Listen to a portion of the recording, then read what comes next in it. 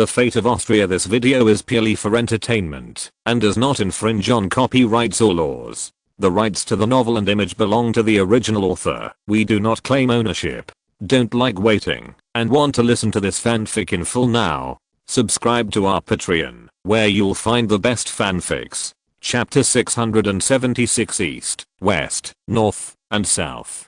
Palmerston's so-called goodwill was to prepare to divide the Kingdom of Madagascar with Austria, and the conditions were still to divide the East and West Point. However, the change from joint troop dispatch to British dispatch of ships and Austrian troop dispatch was changed. The only difference between this and the empty-handed White Wolf is free shipping. Franz was filled with emotion, as expected of the British Empire. This shit-stirring stick is indeed beyond the reach of ordinary people. Fortunately, Metternich was not as stubborn as Franz imagined. In fact, Metternich at that time was a master who would not let go of the eagle. When he saw the rabbit point, he could not only persuade Francis II to recruit a son-in-law when France was strong, but Austria was weak. But he could also add insult to injury when Napoleon failed, and strike back. Point together with Talleyrand. The most shameless diplomat in the world is a politician who has absolutely nothing to do with morality. Metternich did not agree to Palmerston's proposal because Madagascar was not attractive to the Austrian Empire. Not to mention the more than 2 million mobs on the island. The cost of developing the colony alone is prohibitive. In fact, the initial investment in the colony was huge, and the Austrian Empire had limited shipping capabilities. Metternich did not see much value in the colonies on the other side of Africa, including the Viceroyalty of Tanzania. At this time, there were not many countries developing colonies on a large scale. Most colonists relied on plunder or supporting puppets to obtain profits. Therefore, the most valuable colonies in Metternich's eyes were Namibia and California, because these two places had gold and looked very good on the books. As for the colonies in West Africa, they are completely dispensable. It is better to operate some trading posts. East Africa is simply a bottomless pit. The trade with the Oman Empire made so much profit, but Franz used it all to subsidize Tanzania. But the output of the Tanzania colony was really far from the input. Even so, Franz was happy to do it, which worried Metternich. Because this colony is too far away from Austria and its area is too large, it will be difficult for Austria to save it in the event of a war. In fact, it is not that the Austrian Empire had no colonies in history, but the consequences were not very good, so Metternich was not optimistic about the overseas prospects. What's more important is that the Austrian Empire was clearly the dominant power in Central Europe at this time. The German Customs Union and the Apennine Customs Union, as well as trade with Russia and the Ottomans, almost quadrupled the Austrian Empire's fiscal revenue. At this rate, the fiscal revenue of the Austrian Empire in 1846 will catch up with France. 1.4 billion francs. France's economy will be better than that of the same period in history, because it has acquired large colonies in the world, especially in North America. But France is also facing a huge problem at this time, that is, spending is much higher than in history, and the financial pressure is exaggerated. The military expenditure alone makes people feel desperate. The number of standing troops alone has reached an astonishing 700,000. This number has surpassed Russia, 620,000, and even Prussia and Austria combined, 640,000. The number of warships launched in the same year was 4 times that of Austria and 12 times that of Russia. However, most of these are still old-fashioned sailing battleships, and there are only a handful of new paddle-wheel battleships. In fact, in Franz's eyes, these so-called new paddle-wheel battleships are not as threatening as those old-fashioned sail battleships, because these paddle wheels are extremely unstable and fragile. They will almost certainly be destroyed if they are hit by a gun. At that time, the paddle wheel that is supposed to provide power will directly become a burden, and even if the paddle wheel is not hit, the huge wheel axle will affect the display of firepower. Generally speaking, naval battles during this period were about who had more guns and who had thicker armor, and paddle wheel battleships had no advantage in either of these 2 points. As for the so-called speed advantage, it is more reflected in inland sea and short distance naval battles. Because most of the early paddle wheels were exposed to the water, the boat pitched violently. Once encountering strong winds and waves, the ability of the paddle wheel to stir water may be reduced, thereby reducing the power, and may even cause idling, or mechanical failure to directly cause the paddle wheel to malfunction. In addition, paddle wheels consumed more fuel than the propellers used by the Austrian Navy at this time, but were much slower, so Franz did not care much about the French Navy. Closer to home, Prince Metternich, whose IQ is online, is still very scary. Although he is excited about the goodwill released by the British for the first time in so many years, but Prince Metternich did not step into this sinkhole regardless. On the contrary, he put forward his own conditions and kicked the ball to the opponent. Especially in the division of spoils, Metternich advocated claiming the western part of the island, not the eastern part as the British said. The reason for the request is also very straightforward. There is no money. The mineral resources in the east are indeed very attractive, but they are too far away from the Austrian Empire, and the funds required are too large to pay for it in the short term. The ports in the west are closer to the Austrian colonies, are relatively easy to manage, and have ready-made ports that can charge fees directly. This is undoubtedly a risky move, because it is definitely a shameless behavior for the British. At this time, when the Suez Canal has not yet been opened, the strategic significance of Madagascar is self-evident. East Africa, South Africa, the Indian Ocean, and the Cape of Good Hope are all within its radiation, and it is especially of extraordinary significance to the maritime hegemony of Southeast Africa and the Indian Ocean. It was naturally impossible for the British high-level officials to accept this proposal. And Robert Peel was so angry that he threw the agreement to the ground. It's not that the Prime Minister has a bad temper, but that the messy things are too annoying. The famine in Ireland, the plague in London, and the drought in Scotland resulted in the Loch Ness Monster, which made people panic. The legend of the Loch Ness Monster originated in Scotland. The most damning thing is that the First Maori War was supposed to end today. At this time, a sudden change occurred, and a 300-man British army was ambushed and eaten alive by the local tribe. New Zealand is now most famous for its wild Maori war dance, which is called the most shocking dance by some Western media. But New Zealand and Maori in the 19th century are not interesting words, because the most closely related to them is a culture of cannibalism. Of course, this is also very shocking. Including these 300 casualties, the British had lost more than 1,000 soldiers on New Zealand. But compared to the number 1,000, the way those people died is more troublesome. Robert Peel would be criticized by his opponents whether he continued the war or withdrew his troops. Continuing the war would definitely mean leaving young people to die, while choosing to retreat would be considered to have frightened the indigenous people and harmed the interests of the British Empire. In contrast, the famine in Ireland and the Great Plague in London were much easier to solve. The former can be explained from a religious point of viewpoint. That was the Great Famine that was happening in Ireland at this time, God's punishment for the non-elect and the lazy. That's right. The mainstream belief at that time was that people were poor because of sinfulness and laziness, as well as low moral standards and insufficient piety. Therefore, whenever the British capitalists see disaster victims, they only need to silently recite, "Poor people must be hateful. They can continue to do nothing in human affairs with determination. The Irish are so lazy that they don't even try to save their harvest." The disaster that struck Ireland is a warning against living a life of luxury and carelessness. Only hard work can appease the wrath of God. Morning news: if we continue the national sin of tolerance towards Catholics and the poor, disaster will befall us all. The Sun: as for the Great Plague, it was similar. This was mainly because London workers were unwilling to work and often engaged in Chartist movements, so they were punished.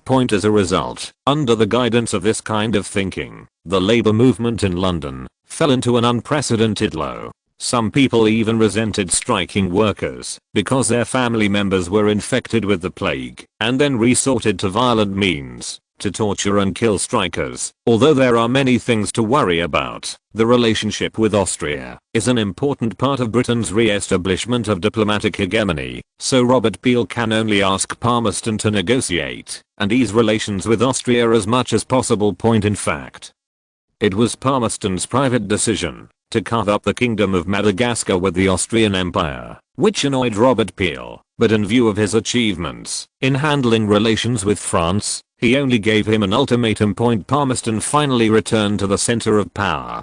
He didn't want to go out again, so he decided to take a gamble. Palmerston's bet was that the Austrian Empire did not have the strength to capture Madagascar, and even if it could capture it, it would not be able to hold it, nor did it have the guts to compete with Britain for maritime hegemony in the Indian Ocean. Palmerston gambled his own future on Britain's national destiny, and this time he won. Neither Metternich nor France thought about letting the Austrian Empire and Britain compete for the western part of Madagascar. Metternich wanted the northern part of Madagascar, and the western part was just a pretense. Although the other party agreed, he obviously couldn't eat the hot potato. As an old fox, Metternich would naturally not show timidity, and would not tell his opponent his true intentions, so the proposal was temporarily shelved. Metternich will find another good time to force the other party to accept his proposal. As for the British living alone, or looking for cooperation with other countries, Metternich didn't care. In Metternich's eyes, the conquest of Madagascar was just an opportunity to repair relations with Britain. The kingdom of Madagascar itself was not important, not to mention that he did not want to increase the number of colonies. Franz knew the importance of Madagascar, but he was not worried at all that the British would think of other ways. After all, before the death of Nero, the British had no idea about the kingdom of Madagascar. Even if Palmerston proposed to carve up the kingdom of Madagascar at this time, it was more of digging a hole for the Austrian Empire. As for King Louis Philippe of France, it is very likely that he will fall into the same trap twice, but Soult will not. The old marshal just wants to retire peacefully, so he will try his best to avoid such a costly war. Generally speaking, after the relaxation of Anglo-Austrian relations, the benefits for Austria are not very big. On the one hand, the conflict between Britain and Austria is not big, and on the other hand, the goodwill of the British is only verbal. However, some things can indeed be easier to handle with the support of the British, such as dealing with the pro-British faction in Austria. Most of these people are from the same faction as Metternich, and they have high expectations for British morality. Franz doesn't really want to attack these people, but will slowly remove them from the diplomatic system. After all, Franz really has no interest in being an ally of the British Empire. Although the Ottomans believed that Britain would win, to be honest, no country that messed with John Bull would end well, and Franz did not want to follow in his footsteps after the British adopted a contractionary posture. The happiest people were the French. The latter began to devour the food, much to the horror of the former, so the British Empire, as the main troublemaker, pointed out a clear path to the French. France's military power on the North American continent is naturally the best in the world, but if the United States has a vast territory, a war will be delayed for a long time and consume huge amounts of money. Although Mexico has lost a large area of territory, it is not easy to deal with hundreds of thousands of troops standing ready. Then the California colony of the Austrian Empire naturally became the best direction for its expansion. You must know that gold in this era is both a wealth and a curse. For the strong, they can arm themselves with gold, or use it to buy everything they want.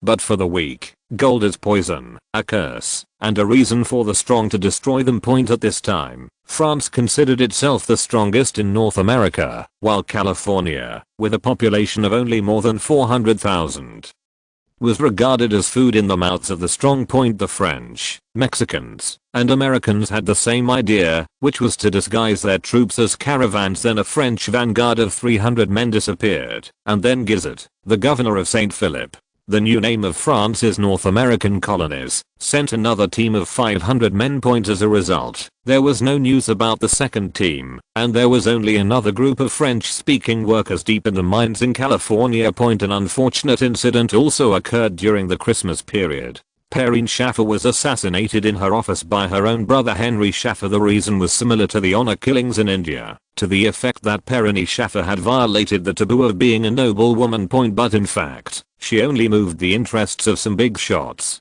Those big shots couldn't move Franz, so they murdered the man standing at the front desk. Franz had actually warned Perrine Schaffer a long time ago, and increased the number of bodyguards for her. However, at midnight, when people were reveling in the peaceful atmosphere, the church bells rang, and with the sound of 3 gunshots, Perrine Schaffer's young life came to an end. Since the visitor was Perrine Schaffer's biological brother, The bodyguards did not conduct a thorough search. Henry Schaffer's marksmanship was poor, and none of his 3 shots hit the vital point, but the excessive blood loss was enough to kill Perony Schaffer. In addition to Perony Schaffer, Masahiro Abe, who was thousands of miles away, was also killed by heaven. However, at this time, the shogunate could no longer leave the Austrian Empire, and new interest groups had been formed. Therefore, even if Masahiro Abe dies, the new triangle trade will still continue, and partial isolation will still become Japan's national policy. Chapter 677 Funeral. Vienna, northern suburbs. There was a small tombstone on the Karen Hill in the Royal Academy for Women in Vienna, and not many people attended the funeral.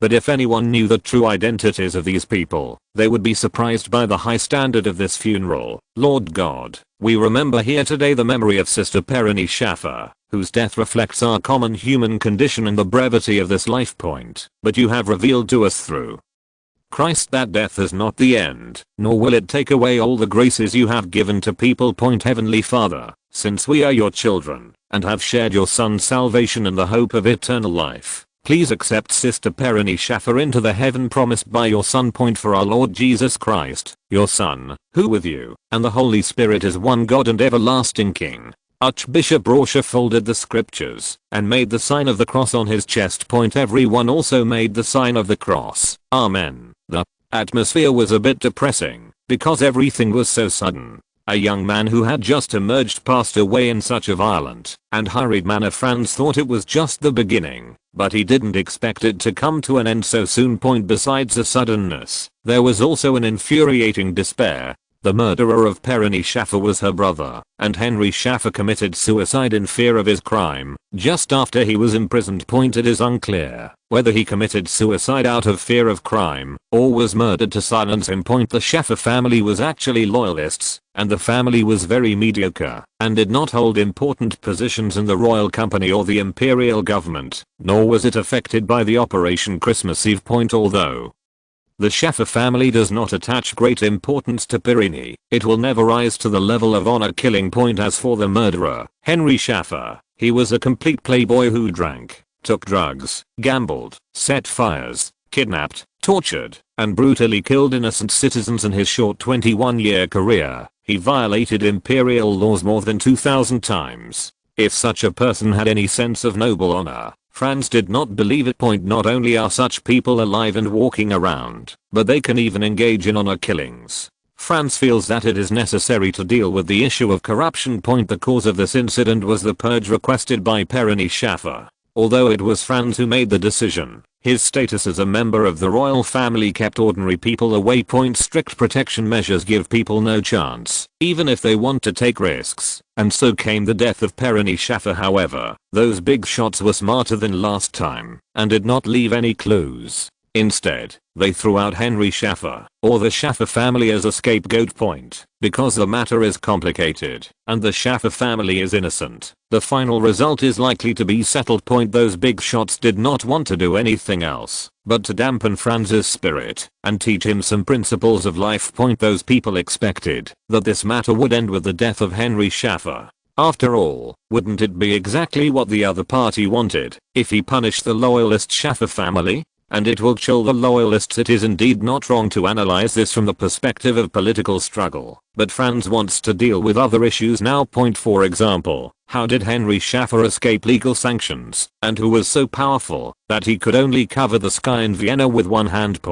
If the previous Winster family was able to dominate Bohemia because of Emperor Xianggao, then who is this Henry Schaffer in front of them? How could a small family of little people and families that Franz had never even heard of do whatever they wanted in Vienna? Could it be that this guy is some kind of hidden family, or is he a mysterious power like the Parliament of Owls? This is of course impossible. The result of the investigation is simply that the cost of crime at this time is too low. Things that seem huge now were considered inconsequential at the time. Many of them involved higher level things that even Franz couldn't do anything about. But the easy thing was that almost all officials at that time had problems with malfeasance, abuse of power, and accepting bribes. Therefore, Franz can still carry out a wave of liquidation of those officials who released Henry Schaffer and helped him. As for the support of this kind, of family, as mentioned before. Although the Schaeffer family is a famous family, if it were not for Pirini, an outstanding graduate of the Royal Academy for Women in Vienna, Franz would not even have the name of this family. Never heard of that point. However, the specific method of liquidation still needs to be studied before a decision can be made. Franz still needs to minimize the possibility of accidents. At this time Franz turned to Baron Brook and said, "I'm sorry to have to meet you in this way." The latter also said with some regret, "Archduke Franz, actually we have met before. I was invited by Miss Taylor to give lectures at the Royal Women's College. Miss Perrine is a very remarkable person, ambitious and talented. But I reminded her that as a reformer, the first thing to do is to cut off ties with the family." Baron Brook was right. Cutting off ties with his family may seem heartless, but he is protecting both himself and his family. In fact, compared with the experience of being hated and assassinated as the president of the Imperial Central Bank, Baron Brook dared to claim to be the first in Austria, and no one dared to claim to be the second. Mr. Brook, after all, there are only a few people who can do what you do. Although Miss Perrine has left us, the reform will not end like this. After listening to Franz's words, Baron Brook's expression became even more gloomy. "Archduke Franz, please forgive me. I suggest you take back that naive idea. The problems the empire is facing now cannot be solved by one or two people. If reforms are rushed too quickly, even you may be at risk. If something goes wrong, or if it proves impossible to become emperor, then this will be a great loss to the empire." In fact, Baron Brook still has some words that he has not said. Even if he becomes the emperor, if there is no suitable opportunity, the so-called reforms will most likely become empty talk or just minor repairs to the original structure.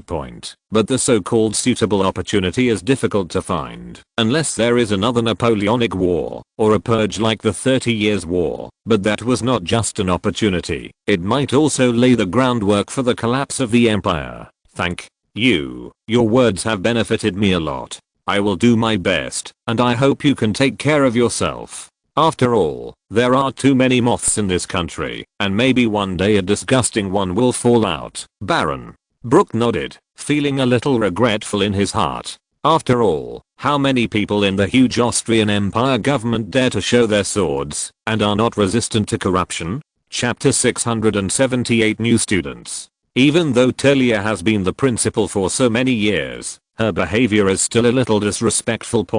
As soon as the funeral crowd dispersed, she sat down next to the tombstone. "I must be a very incompetent teacher, right? I obviously want you to get ahead, but in the end you can only sleep here.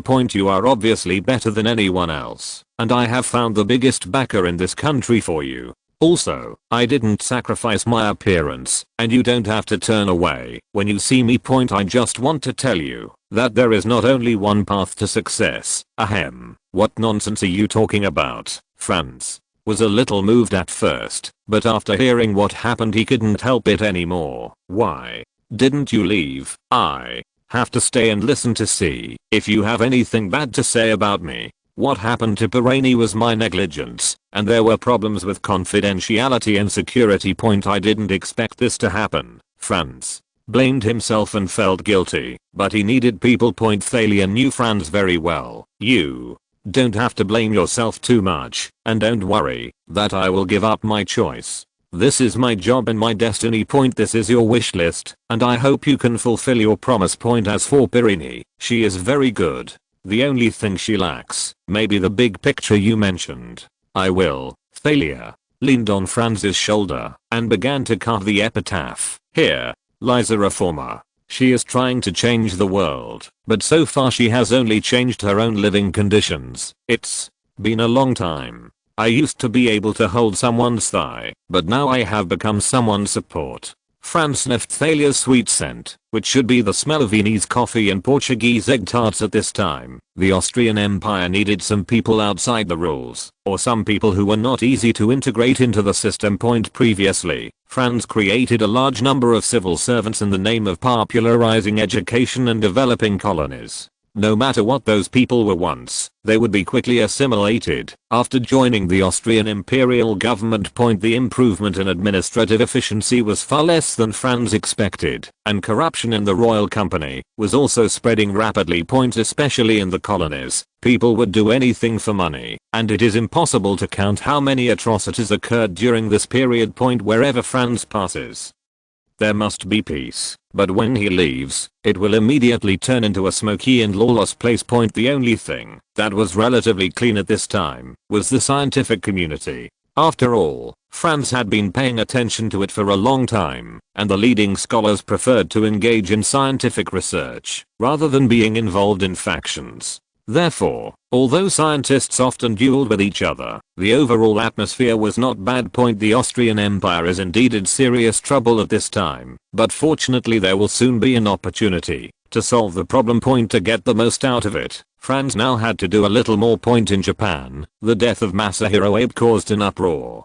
More than 100 people were beheaded, and countless others were imprisoned. This was the first time in hundreds of years that the samurai class had gained an economic advantage. Coupled with the death of the chief shogunate, Leonaka, it was enough to drive the samurai into madness. As a result, massacres against merchants occurred in various places, and the shogunate and the daimyo in various places were also happy to see this. The era when they needed to rely on domestic merchants was over. After trading with the Austrian Empire, these famous people found that doing business was so easy, so they went to sea to squeeze the merchants. Of course, the daimyo would not actually do business in person, but they could entrust merchants from the Austrian Empire to help them control trade. In this way, not only can you save a lot of expenses, but you can also earn a lot of profits. And it can also suppress the arrogance of businessmen. At the same time, cheap goods can also improve the living standards of the people in the territory and allow people to gain happiness. As for the cost, it's not big, since they don't need to worry about it anyway. Faced with almost zero tariffs on Austrian Empire goods, merchants throughout Japan had no power to resist. For a time, Osaka Bay was filled with corpses of merchants' agricultural products. The Austrian Empire has California colonies, and the fertile land of the Hawaiian Islands are many times better than Japan's barren mountains. In terms of industrial production capacity, Austria has completely surpassed Japan. Therefore, even if Masahiro Abe is punished by heaven, trade with the Austrian Empire will not be interrupted. It's just that the new chief veteran is not Naoki II, whom Franz is familiar with, but Hirugaku Matsuda. Franz didn't know this man very well, but considering that he was already 60 years old, Franz felt that there was no need to know this man too well. However, the attitude of the other party still needs to be found out. According to the news sent back by Kagura from Japan, this person is a reformist, but he is not popular within the shogunate. Matsuda Hirugaku's rise to power was mainly due to seniority issues and the result of the struggle between Tokugawa Riki and the shogunate ministers. Tokugawa Ieyoshi, a general with no real power,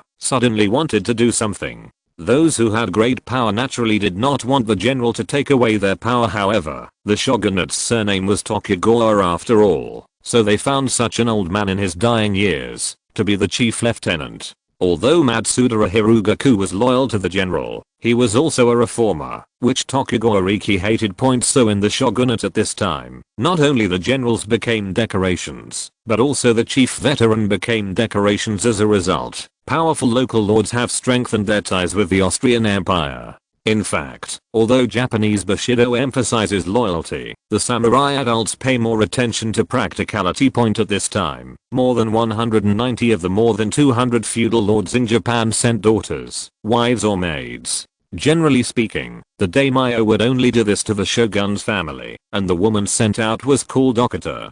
For a time, the Tenten shrine, where Kagura lived, was overcrowded. The first round was based on appearance, and the second round was based on intelligence. After 2 rounds, 90% of the people were eliminated. Although these people were carefully selected by daimyo from various places, they were still far worse in Kagura's eyes. After that comes the formal courses, in order to allow these people to integrate into Austria's specialized training as soon as possible. After the final selection, a group of people will be eliminated, and then those who pass the selection will be sent to Vienna Point, but it's not the palace, but the Royal College for Women Point at this time, at Saheim. The one sent by the Satsuma clan in the previous article, was cramming for elementary school lessons with a confused look on her face. She couldn't use what she had learned at home before. Franz also made a special trip to see Princess Yuchi, known as one of the greatest women in modern Japanese history. There was nothing special about her. Franz felt that she was not as good looking as the Indian version of Joan of Arc, and her submissive appearance did not seem to have any characteristics. Franz glanced at the transcript again out of habit. It was also very mediocre. You must know that Lakshmi Pai, who is the same age as her, also came to Vienna not long ago, but her grades were perfect. However, Thalia was very optimistic about Duji, and dismissed Lakshmi Pai, because she had seen too many geniuses. Most of those geniuses are excellent and proud, but Atsa she has a talent that they do not have, which is a very excellent communication ability. Thalia still remembers what Kagura was like when she first arrived at school, and she almost had the word social fear written on her face, but this princess was able to make those proud ladies take the initiative to talk to her. Chapter 679 Franz's private soldiers. Tyrol, Royal Arsenal Point. Although there was a lumber yard sign outside, the sound of planing wood was completely masked by the noise of machinery. Corresponding to the snow-capped mountains are rows of black smoke belching factory buildings in the valley. The supposedly quiet valley is filled with the roar of machinery. It's still snowing outside, but the workers in the factory are sweating like rain. The vast majority of them are landless farmers, descendants of soldiers, disabled soldiers and veterans. In addition, there are some who have passed the exam to enter the factory, requiring primary school education or above, as well as some skilled workers and weapons experts from other parts of Austria. The salary of soldiers in this era is relatively low, and there is no insurance or pension. After soldiers leave the army, they usually either end up in poverty or join gangs as thugs, because these people generally have no life skills. Everything can only be started from scratch. But how can it be so easy for a person in his 30s or 40s to start from scratch? Franz was fed up with the intrigues in Vienna and wanted to find a place to be clean. As for matters in Vienna, Franz temporarily left them to Madame Sophie. Although Mrs. Sophie has no business acumen, her status is high enough, she is scary enough, and she has seen enough scenes. Franz had fired and punished many people before, but these guys were actually of no use. It would be better to say that the efficiency of the entire system increased after they left. Franz spent more than a month building a new structure to offset the impact of those lazies leaving. What Mrs. Sophie has to do is to maintain this system and deal with some of the troublemakers. As for the troubles she encountered in business and industry, she could go to Mr. Sinner, Baron Brook, and the Royal Academy of Sciences to solve them. In fact, due to the railway connection, if there was an emergency, Franz could return to Vienna within one day. And Franz didn't think there would be any problems. After all, it would be too useless for an organization that couldn't function without him. The Tyroleans living in the north of the mountain were very satisfied with the arsenal, while the Tyroleans living in the south of the mountain hoped that Franz could build a factory in their territory. The mountains here refer to the Dolomites, a branch of the Alps. They are majestic, which means difficult to walk. However, after the construction of the railway, the transportation problem has been greatly improved. Although South Tyrol is also located in a valley, it lacks terrain protection, and the terrain in the valley is too flat for defense. However, the South Tyrol people still got the factory they wanted. Franz built a local flour mill and hired local people to grind flour for local farmers, but only charged a small fee. South Tyrol was actually politically and spiritually biased towards Austria and the Habsburgs, so Franz needed to win over them. Historically, the Austrian Imperial government has always regarded them as people from the ditch, whose status was not high or low, and they were called Germans who are not Germans. In fact, there are many Italians in Tyrol, but Franz doesn't think these are a problem. Loyalty is what matters. After all, Austria's national problem cannot be solved in a short time. Franz now wants some troops, because some things can no longer be resolved peacefully. Although he wanted to solve the problem in a way that would have less impact on society and the country, his successive encounters made him feel that he might be too naive. Although war cannot solve all problems, it can solve some people with problems. The Tyroleans are relatively reliable, and being surrounded by mountains is easy to defend, and difficult to attack. Therefore, in Franz's plan, this place was designated as the strategic rear area. Although the Swiss Confederation is behind it, first of all, there is a natural danger of the Alps, and secondly, the Swiss Confederation has long lost its courage. As for Bavaria, there was almost no conflict between the two countries, and it was difficult for France to associate it with danger, at least before 1848. Of course, it is very necessary to prevent spies from infiltrating. After all, military technology and arsenals are related to the foundation of national defense.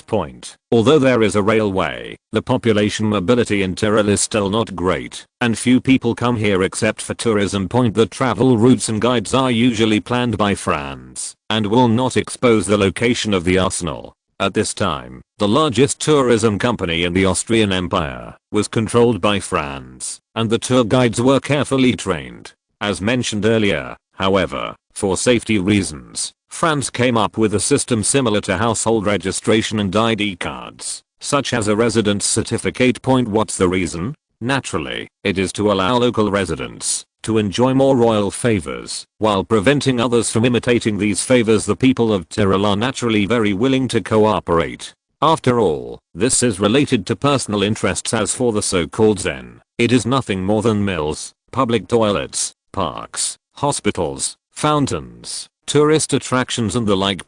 And it's not completely free, but a certain fee is reduced. It's just a transfer of cost, but the food looks better. But this was already a great blessing to the people at that time. After all, Franz did not directly expropriate them, nor did he use violence to expel them. On the contrary, it also provides jobs, housing, education, medical care, and a variety of public facilities. Public toilets are a major advancement in the history of human hygiene. Just look at the cholera epidemics that broke out everywhere in this era to know how important it is. When Franz built these toilets, he also built a sewage system for the local area, which was another great progress for public health. In addition, some common sense. Even today, public toilets in Europe still charge a fee. This seems very normal to Europeans, but in fact it also prevents waste and abuse to a certain extent. Moreover, the construction and maintenance costs of toilets were not low at that time. Although there were some benefits, they were far from being able to cover the cost and subsequent maintenance costs. In addition, let's talk about waste and abuse. In fact, such a spectacle has occurred in the UK. Some people stay in public restrooms because they cannot afford to sleep. At that time, due to the high housing prices in British cities, many people were homeless. Later, many public welfare hotels appeared. The famous rope bed came from here. People could hang on the rope and sleep all night for only 2 or 3 pennies. It was really a great favor from the emperor. No matter how rich you are, you can choose to sleep in a coffin. That's right, a coffin. France even suspected that Britain was the European branch of the tomb sect. However, there are still many people who cannot afford to sleep in coffins or ropes. But going to the toilet only costs a quarter of a penny. Although the smell is a bit unpleasant, at least it has walls and a roof to protect it from wind and rain, and you can sleep sitting up, closer to home. These facilities built provide employment opportunities for a large number of Tyroleans. In addition, the construction of railways not only brought more income, but also suppressed commodity prices. Gone are the days when some unscrupulous businessmen would use some cheap industrial products and gadgets to take away large amounts of supplies from the mountain people. The biggest victims during this period were the gypsies, a people who loved wandering. Gypsies are what the British call them. In fact, they have many other names. For example, the French call them Bohemians, the Spanish call them flamencos, the Russians call them gypsies, and the Albanians call them gypsies. The Evergids are known to the Greeks as the Akinganas, to the Iranians as the Lali people, and to the Sri Lankans as the Akuntakas. In Austria, they have a more technical name, Roma, and these Roma people also like to call themselves that. At this time, the Austrian Empire was the country with the largest number of Roma people. Although they were not welcome, it was the only country that would not kill them. There were about 1 million Roma. gypsies, in this era, of which 300,000 to 400,000 lived in the Austrian Empire, and the rest were mainly distributed near the Carpathian Mountains, the Danube Principalities, or present-day Romania, area. Franz would naturally not kill them all, but in the industrial age, it was time to change. That wandering life. The Roma who moved between northern Italy and Tyrol soon found life difficult, but they were invited by Franz after all. The tourism industry also needs people, and some things are indeed better done by them. This is the first time in thousands of years that the Roma have been recruited, rather than directly recruited and plundered. Although according to tradition, they should not accept Franz's proposal, but with a hungry family on one side and a golden rice bowl within their reach, the choice was easy. Of course, Franz did not have no requirements for them. First of all, they had to learn German. In fact, German and Italian were simply necessary skills for these Roma people who had been living in the Alps all year round. Secondly, we must obey orders and obey instructions. Yes, you can wander, but you have to go to a designated place. The area cannot leave the Austrian Empire, and the route is arbitrary. In fact, the gypsy, Roma, caravans and the like are quite exciting and quite tempting to the aristocratic children of Vienna. This is also a characteristic of the Austrian Alps historically. With the defeat of the Austrian Empire in 1859, the Roma people in the Alps were expelled by the Kingdom of Sardinia. Afterwards, they were successively expelled by the Swiss Confederation and the Austrian Empire. In the summer of 1860, some 200 Roma bodies were found in the melting snow of the Alps. The locals thought this was an ominous sign and burned them all, and then hired a priest to perform an exorcism ceremony. These people are just the dust of history, and their history will not be remembered. The arsenal has a great influence on the Tyrolean people, and some people even have their whole families working for it. Men wield hammers and drive screws in the factory, while women pack bullets and add gunpowder. In fact, the Tyrol arsenal produced nearly half of the rifled barrels in Europe at this time. The die extrusion method used by the Austrian Empire at this time seemed completely unimaginable at the time. Even if someone could figure it out, they would have to solve the problem with a hydraulic press. Even with a hydraulic press, they didn't have enough pressure. However, no matter how hard those craftsmen worked, their manual efficiency still lagged far behind the industrial manufacturing of the Austrian Empire. Historically, rifled barrels only began to gradually enter industrialization after 1851, and the early single-point hook method was still very inefficient. And it was also very easy to cause defective products and even directly scrap the barrel. The invention of the sealing ring has greatly enhanced the airtightness of the breech gun. Although it will occasionally burn the soldier's face, it will not cause large-scale burns or anything like that. At most, it will just inhale some dust. Franz did not try to persuade the army to adopt breech-loading guns, or even mention it at all. If both sides in a civil war are equipped with breech-loading guns, the intensity and bloodshed of the war will increase rapidly. For specific reference, you can refer to the American Civil War. Even if it was just a rifled gun, its bloody level is still fresh in people's memory. If breech-loading guns were fully popularized before the Civil War, coupled with the popular queuing and shooting tactics at this time, the results can be imagined. By the way, the breech-loading guns of the Austrian Empire at this time were not the large bolt-action rifles of the later Prussian type, but another branch lever-action rifles. The characteristic of a lever-action rifle is that it has many rounds of ammunition and a fast rate of fire. The 60 rounds per minute of the M1894 are not used as an example here. It is only the Italian M1820 that is copied by later generations, and its rate of fire can reach an astonishing 35 rounds per minute. However, considering that there were no smokeless gunpowder and metal-fixed ammunition in this era, the rate of fire could still reach 15 to 20 rounds per minute. Compared with the Prussian Dresa rifle, there is a huge advantage in the rate of fire. The rate of fire of the Dresa rifle is 6 to 10 rounds per minute. At this time, the muzzle-loading rifled gun can usually only fire 1-2 times per minute. Even the muzzle-loading smoothbore gun, which is proud of its rate of fire, usually only fires 3 to 4 rounds. Franz's lever-action rifle, which he intended to equip only a small number of troops in addition to his own Royal Order of Dragons, Royal Guards, Archduke Karol's House Guards, Friedrich's Marines, some church armed forces and umbrella mercenaries. Franz is also preparing to raise an army. In Tyrol, Franz raised a guard from Tyrol, which seemed normal to those who did not know the secret order. After all, usually when the emperor is still alive, the crown prince will be arranged to leave Vienna and go somewhere to gain experience as a deputy king or governor, except for female crown princes like this. It is usually very normal for a crown prince to establish his own palace and form a guard. After leaving Vienna Point as the former capital of the Austrian Empire, Tyrol is surrounded by mountains and rivers. It makes sense for Franz to choose this place point, as for those who knew the secret edict, they understood Franz's behavior even more.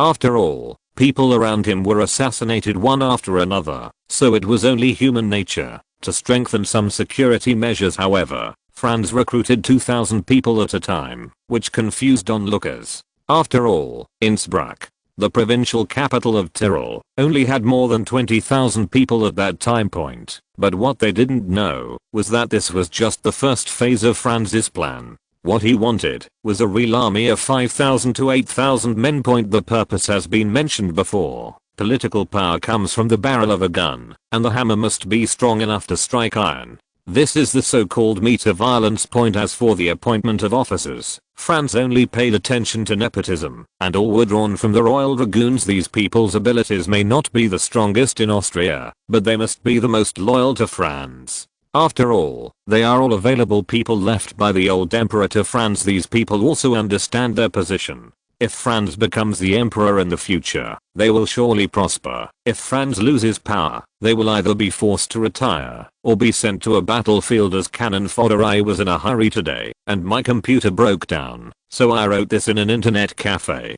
It has not been inspected. Please help me check it out. Also, my computer was sent by mail and it will take 14 days to get it back. Chapter 680 Individual Soldier Equipment. Franz's private soldiers, their training is mainly street fighting. Franz is quite confident in the firepower of his army. After all, when there is a generational difference in firepower, there will be no suspense in frontal combat. No army composed of flesh and blood can maintain its formation under the bombardment of rockets. Under the intensive explosion, they will run around like the natives, or wait to die. At the same time, lever-action rifles also provide more intensive firepower.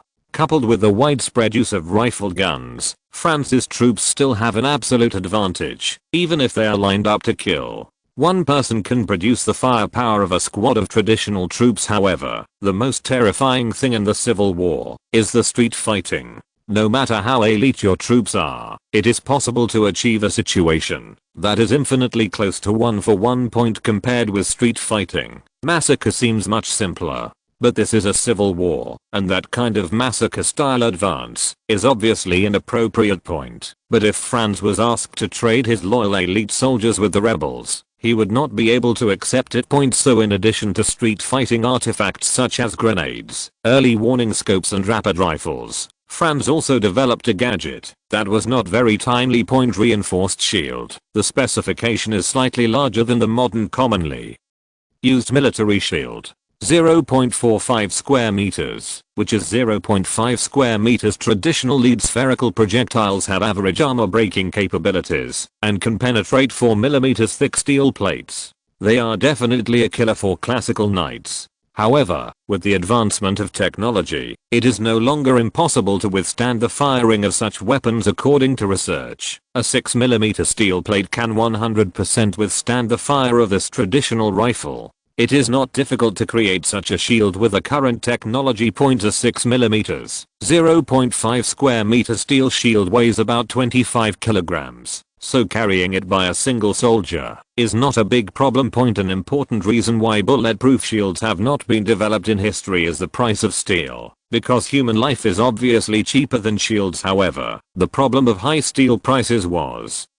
not a problem in Austria at this time. With technological advancement mentioned earlier, and wealth, France had more resources and more money. However, considering the mini bombs that have appeared at this time, a 6mm thick steel plate is not enough, because in order to defend against the mini bombs, at least a 10mm thick ordinary steel plate is needed. If a 10mm thick shield is made from ordinary steel plates, the weight will be as high as 40 kilograms. This is a challenge for an individual soldier, and the exaggerated weight will greatly affect the soldier's flexibility and reaction speed, thus losing its value point. Fortunately, the special steel industry in the Austrian Empire developed relatively early. Even using high manganese steel can obtain 2 to 3 times the strength of ordinary steel. However, considering the weight and price issues, Franz used a composite steel that is about twice as strong as ordinary steel. The total combat weight of a shield made of this steel is 25 kilograms. Although it is twice as heavy as a modern military shield, it is the best choice in this era. With this kind of shield, no matter whether it is a narrow alley or a fatal corner, the infantry does not need to use its full life point even in the face of emergencies. The shield can withstand a large number of bullets from the front point. However, hiding behind a shield is not completely safe. Due to the technical limitations of this period, it is inevitable that a bullet will ricochet after hitting the shield point. Coupled with the complex terrain in street fighting, whether you will die in the end depends on luck. When a bullet hits a smooth hard object at a certain tilt angle, the bullet can easily bounce and hit other objects. This is called a ricochet point. Street fighting is the place where ricochet is most likely to occur, but relatively speaking, the probability of ricocheting in the opposite direction to the shield holder is higher, and even if it flies behind the shield holder, it will be less powerful. As for the power of the ricochet, it is difficult to judge, because the angle, speed, and even the shape of the bullet may have changed after a bounding point. But one thing is certain, ricocheting bullets can also kill people, so you still need to wear a helmet and hang a bulletproof insert on your chest. A 10 kilogram bulletproof steel plate can protect the front of one's torso. Although it will also cause ricochet, it is still a dead end for a fellow Taoist, rather than a poor Taoist. Therefore, the best way to avoid this embarrassing situation is to avoid street fighting, and use your own advantages to eliminate enemies on the frontal battlefield. The weight of an individual soldier during this period was usually around 25 kilograms. For example, the French army was still looking for ways to reduce the weight of soldiers, and some radical generals even advocated throwing away luggage and food. However, the average load of the army that Franz wants to organize is more than 35 kilograms, so the requirements for physical fitness are extremely high. Although this requirement is not as good as that of modern armies, it far exceeds that of other armies of the same era. It is normal for Franz's guards to be more demanding, and the supplies to compensate for them will be unmatched by other armies. Although the mountain people were hardworking, due to problems with training conditions and nutrition at that time, the number of qualified people was far smaller than Franz expected. But out of consideration for a pure team, and not wanting to add sand to it, he could only lower the standards and use scientific training and nutritional supplements in the hope of expanding the team of qualified candidates. It is also an inspection period for previous passers, and it is not clear how many Franz will eventually pass. But one thing is for sure, these people will be different from any traditional army. Of course, in order to maintain deep control over this team, loyalty to the emperor and patriotism education is naturally indispensable. In addition, the church will also send full-time pastors to provide constant supervision and guidance. Franz also compiled a street fighting manual, which contained all the precautions he could think of about street fighting. Although it seems a bit ahead of its time, I believe that after the brutal war, they will soon understand the importance of this booklet. As for the problem that some officers reported that the lever action rifle could not be fired while lying down, Franz felt that this was not a problem. As long as the gun body was turned sideways, the shooting action could be completed normally. For details, please refer to the use of box guns during World War II. How can we go to Tyrol without mountain hunters? However, Franz prepared more advanced weapons for them, rifled guns equipped with optical sights. Although the scope at this time was still relatively primitive, in a sense it was a telescope with two crosses drawn on the lens. Its improvement in the shooting accuracy of soldiers was obvious to all. With the scope, these marksmen can increase their precise shooting distance to 400 meters without a scope. Even shooters who have trained for many years can usually only hit a target 200 meters away. There are people who can hit a target 300 meters away, but they are very rare, because the technical conditions at the time were really limited. In addition, Franz also plans to build a hot air balloon team. After all, the importance of overall vision for a commander is self-evident. The early warning mirror of this period was actually a mirror stuck to a stick. Although it looks very simple, it is extremely useful in street fighting. In addition to the rockets used extensively by the Austrian Empire at this time, this army will also be equipped with a cheap artifact grenade. Although this thing has limited lethality, short range, and low accuracy, it is cheap, has a fast rate of fire, relative to this era, is light and flexible, and is very suitable for use as an individual weapon. If you're listening to this novel on a channel other than Fanfic World, it means they downloaded and uploaded it without effort. We cordially invite you to visit our channel, Mundo Fanfic Novelos. There you'll find the original version of this story and you can explore many other novels of various genres. We're waiting for you to immerse yourself in a world of incredible novels. Chapter 681, Bad Omen. While Franz was still preparing for the coming year of storms in Tyrol, the storm was already coming quietly. Once upon a time, the northern part of London had densely populated houses and a variety of shops, pubs, and brothels on both sides of the road. There were all kinds of people on the street, from street singers, thieves, and prostitutes to gentlemen, soldiers, and businessmen. Everyone was very busy. But now carts piled with corpses and streets filled with stinking excrement have drained the city of its vitality. People die every day, and those who die experience severe dehydration before they pass away. Even the most respectable gentleman and the most reserved lady will be transformed into human beings when tortured by this disease. Cholera often produces violent reactions in the first few hours, diarrhea, vomiting, fever, and even death. At the same time, the symptoms of this disease are also particularly terrifying. Severe dehydration makes the patient look disfigured beyond recognition within a few hours. And the capillary rupture causes the skin to be black and blue. The patient's death was so struggling and powerless, and everything that happened was like a warning to bystanders that it would have a great mental impact on the people around him. This is the horror of cholera, and what is even more terrible is its strong contagiousness. Especially in this era, doctors who do not wash their hands have become the angels of death that spread the plague. At first the disease only appeared in slums, so the government actively promoted it as a disease of poverty and a punishment for the lazy. Religion at that time always liked to say that cholera was a punishment given by God for the poor people who were annoyed by the filthiness of the body and the filth of the soul. However, as the death toll increased sharply, a large number of civilians, doctors, priests, and even nobles and officials were not spared. Only then did people realize the seriousness of the problem, but they were helpless. They could only stay shut in and reduce interactions with other people, just like they did with the Black Death. For a time, the whole of London became depressed, and even the abode of God, referring to the church, which I mentioned before, but I won't go into details here, chose to close its doors and refuse visitors. London in this era had a unique stench, also known as the London stink. In addition to the smell of burning industrial fuels, there is also the smell of various domestic wastes, plus the previously flooded Thames River. The whole of London is like a huge bacterial petri dish. A large number of microorganisms are constantly decomposing the organic matter, so clouds of deadly methane rise into the sky again. London's public health system was a disaster at this time, as London's urbanization continued to expand, and the distance between the city and the countryside was getting farther and farther. This has caused another problem, which is the increase in the price of manure removal. As a result, many people choose to hold back and wait for the big shots to solve this problem.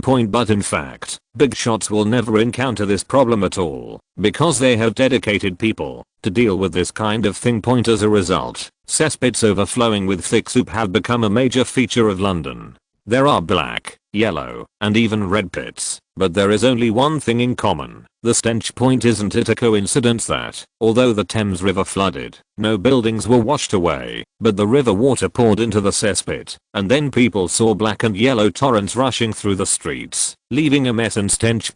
Coupled with the acid rain that falls in the sky from time to time, it is simply irritating to the eyes. After a series of wonderful chemical reactions, the legendary London flavor is formed. This cholera has another impact, which is to discourage businessmen. After all, money is very important, but if lives are lost, nothing matters anymore. As a result, some businessmen chose to move their base and develop in other cities in the UK. but they soon discovered that it was similar across the UK, and that cholera would move among people. Some people have also turned to Paris and Vienna, two cities on the European continent. Although France and Austria are far less developed than the United Kingdom at this time, these two cities are developing vigorously and seem to be more suitable as financial institutions than London's centre. Robert Peel immediately introduced a series of policies to try to recover the losses, but with little success. Doctors used mercury vapor, gin, laudanum, whale oil, salt, and vinegar to treat cholera. The results were naturally ineffective, and many even delayed treatment and died in pain. The Royal Society of Medicine has not given any effective treatment methods. Their recommendations are: stuff the patient's stomach with olive oil or other fats, and then beat them rhythmically, or jump on top of the patient to help flush toxins out of the body. He also once offered a reward for the solution to the London plague, but almost all the people who came were liars. The remaining alchemists and astrologers were either bloodletting masters or mercury madmen. Although they were not liars, they did not have any positive effects. In particular, a yoga master from India actually transformed into Splatoon during public performances. The tragedy of death is unforgettable. For a long time later, after investigation, it was found that this master actually drank water from the Thames River directly. Then he performed yoga for such a long time. It seems that this master is really capable. However, the master still helped the British government. Robert Peel immediately announced that the plague was an Indian conspiracy and that the Indians brought the plague to London. As soon as this statement came out, the reaction was strong, and Robert Peel and his Tories immediately became the most popular party again. However, this plague must be solved. After repeated discussions among some authoritative doctors, Chadwick's opinion was finally adopted. The editor felt that the feces on the floor was the culprit. Chadwick is known as the father of modern public health, but he was not a doctor or official, but an editor who liked to criticize the British government. So the British government decided to throw the filth from the streets directly into the Thames, causing the fleet to become blocked. A large amount of feces directly blocked this tributary of the Thames River, and even Londoners later built it into a street. The Dutch needed to transport sand and gravel to build land, but the British actually accomplished such a feat using excrement. It is really amazing. So some people began to worry about the Thames River again. After all, when the river water is illuminated by the sun, it will raise fog visible to the naked eye, and at the same time, the river water reflects colorful luster. In order to dispel people's doubts, Robert Peel sent a team of chemists and hydrobiologists. After a rigorous investigation, they came to a conclusion: the Thames has a strong self-purification ability, so we don't need to worry at all. Doesn't it sound a bit familiar? Indeed, there is a sense of dislocation that is in line with today's India. Except for Britain, Russia, and France, Austria, and Prussia were not affected in the early stage, because historically this cholera did not affect the German region much. Chapter 682 Penalty. Vienna, Schönbrunn Palace. Is it really necessary? Ajani couldn't help frowning. It is necessary, Franz said with certainty. Although there were no signs of cholera in Vienna at this time, this did not mean that it would not occur in the future. After all, smuggling between the German region and Britain and France had never been cut off, and Russia, where the cholera epidemic was the worst, had close trade relations with the Austrian Empire. In particular, the Russian-Austrian border that originally belonged to Poland is simply in name only. Although the border is in name only, residents of the two places almost never cross it. As for the reason, both parties feel that they are living a good life. You must know that in the propaganda of the Anglo-Saxons, Austria and Russia have always served as the lower limit of the human political system. However, in a sense, this can also reflect the life of the lower class people in Poland in the past. However, what is surprising is that the Polish restorers are still full of vitality after experiencing a series of tragic blows, and even plan to use the opportunity of natural disasters to revive Poland again. Back to business, but wasn't it just repaired a few years ago? Ajani still didn't understand Franz's approach. The former felt that with such a large sum of money, whether it was used to repair the railway or do anything else, He could make a very large profit point. However, the establishment of an urban sewage management system will not only not receive financial support, but the nobles and the public may not support it either, because this will not only increase the cost of sewage discharge, but also make simple things complicated. It was indeed repaired once, and a lot of money was spent at that time. But now you have seen the speed of development of the Austrian Empire. As the capital, Vienna can only be faster. There used to be less than 400,000 people in Vienna, but now it's almost 1 million. That's what you're talking about happening in a few years, and Vienna's population and city size will continue to expand for the foreseeable future. What Franz said was an inevitable result. As long as the Austrian Empire did not collapse, it was already certain that Vienna would become a super city in the future. Historically, before the disintegration of the Austro-Hungarian Empire, Vienna's population had exceeded 2 million at its peak. Franz did not feel that he would do worse than the original owner. What Franz thought was common sense seemed incredible to Ajani. Do you want Vienna to be bigger than Paris? Ajani has been to Paris. Although she doesn't think Paris is as good as Vienna now, a special complex she has developed since she was a child makes her feel that Vienna is not as good as Paris. This is the benefit of cultural export. It can subtly influence the judgment and choices of many people, and even allow people to defend you for free. Franz seemed unconcerned with Ajani's question and directly answered in the affirmative. I think 2 to 3 would be a more conservative estimate. Oh my god. Did I hear you right? No. Okay. Archduke Franz. Your plan will be astronomical. I know. So let's renovate the old city first. For example, those old city walls, although they are of great commemorative value, should be let go into the old pile. Just leave 1 or 2 paragraphs as a souvenir. But since you want to commemorate, you need to make it more formal. You can build a memorial hall. Franz had enough money, but he didn't want to waste it all on this at this moment. Well, a museum. It's a big museum. After all, this period of history is still very glorious. Ah, you referring to Leopold I who fled in a panic? Or Count Stalenberg who fought alone? Or the Polish Commonwealth, which saved Europe but was annexed? Franz could only roll his eyes at Ajani calmly, and then pulled the latter into his arms without warning. Regarding Franz's sudden attack, Ajani did not appear panicked, but generously chose a more comfortable position to sit down. Mrs. Sophie is looking for a countess of hygiene for me. Are you interested? Ajani tilted her head, raised Franz's chin with her fingers, and lightly opened her red lips. Don't you know that the countess of hygiene remains a virgin? Then he threw the documents he had just drawn up into Franz's arms and walked away.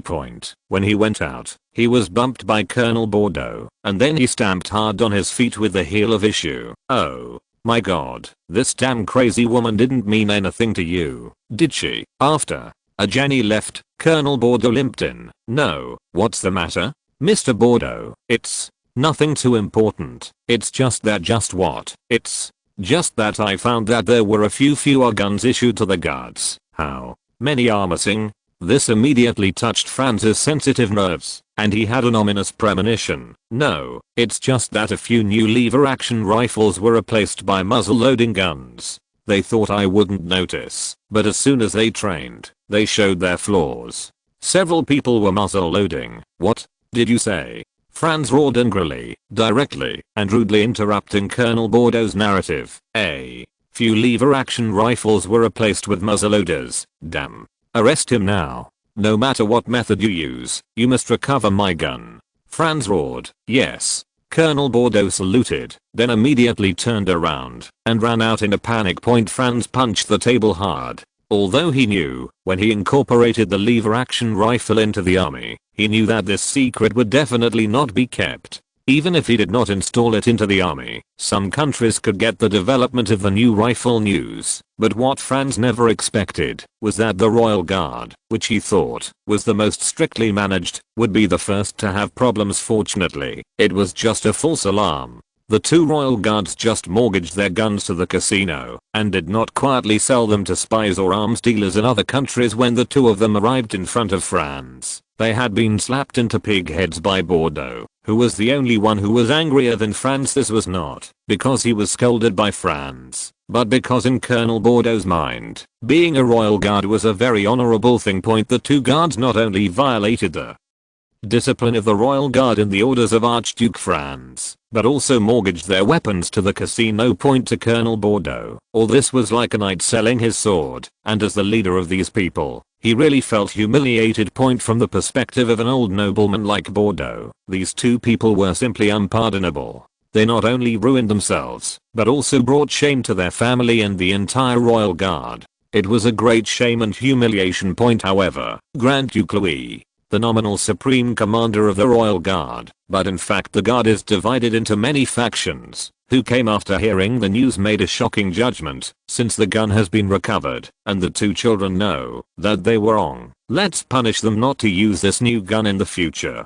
Chapter 683 The Culprit. The two royal guards covered their faces and reluctantly prepared to leave with Grand Duke Louis. Colonel Bordeaux felt that this was unfair, but he was his immediate superior and there was nothing he could do about it. Grand Duke Louis, I disagree with your sentence. Grand Duke Louis was a little surprised. Although he had no real power, and even the royal guards nominally under his jurisdiction were dominated by factions, no one had really refuted him. Since the death of the old emperor, Franz, do you have any dissatisfaction? I'm the commander-in-chief of the royal guard. Grand Duke Louis was far from his three brothers in terms of intelligence and emotional intelligence.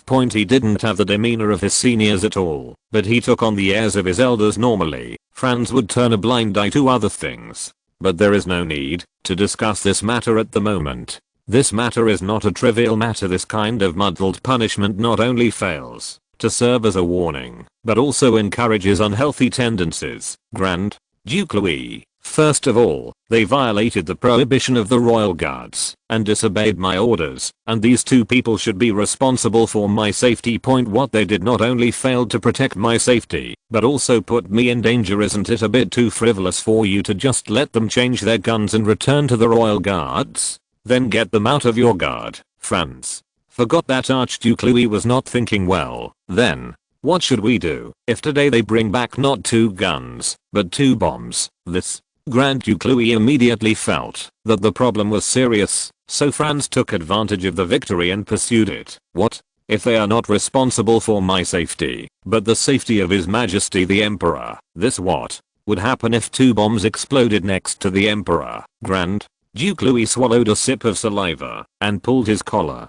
The assassination of the Emperor would be a disaster for the entire family and the entire country. Then, what do you want to do? Franz understood that talking to such people still requires some skills, although they too deserve to die, for the sake of not making a big mistake, and for their hard work over the years. Let them be exiled. In this era, exile is a severe punishment second only to the death penalty, but it is still much happier than being hanged. Moreover, such aristocratic children will rely on family connections to find a place of exile with beautiful scenery, and some will even be exiled to Paris, go to a big city like London, or they could board the ship directly and become Americans. But Franz would not let the exile turn into tourism. Their destination would be Congo or East Africa. Whether they can survive or not depends entirely on their luck. Of course, this kind of colony is also full of opportunities. If these people really have the ability to completely complete the class jump in a curved way, Franz will give them a chance to change their ways, but it is up to them whether they can seize it. In fact, in addition to the several troops mentioned before, the German militia in Hungary is also a trustworthy force. Franz would slowly provide them with some weapons. As far as the Hungarians might recruit them, Franz felt that was impossible, because the Royal Hungarian government had repeatedly organized operations and massacres against these immigrants, making the conflicts between the two sides overwhelming. Moreover, one of the most important reasons why the Hungarian government failed in history was narrow nationalism.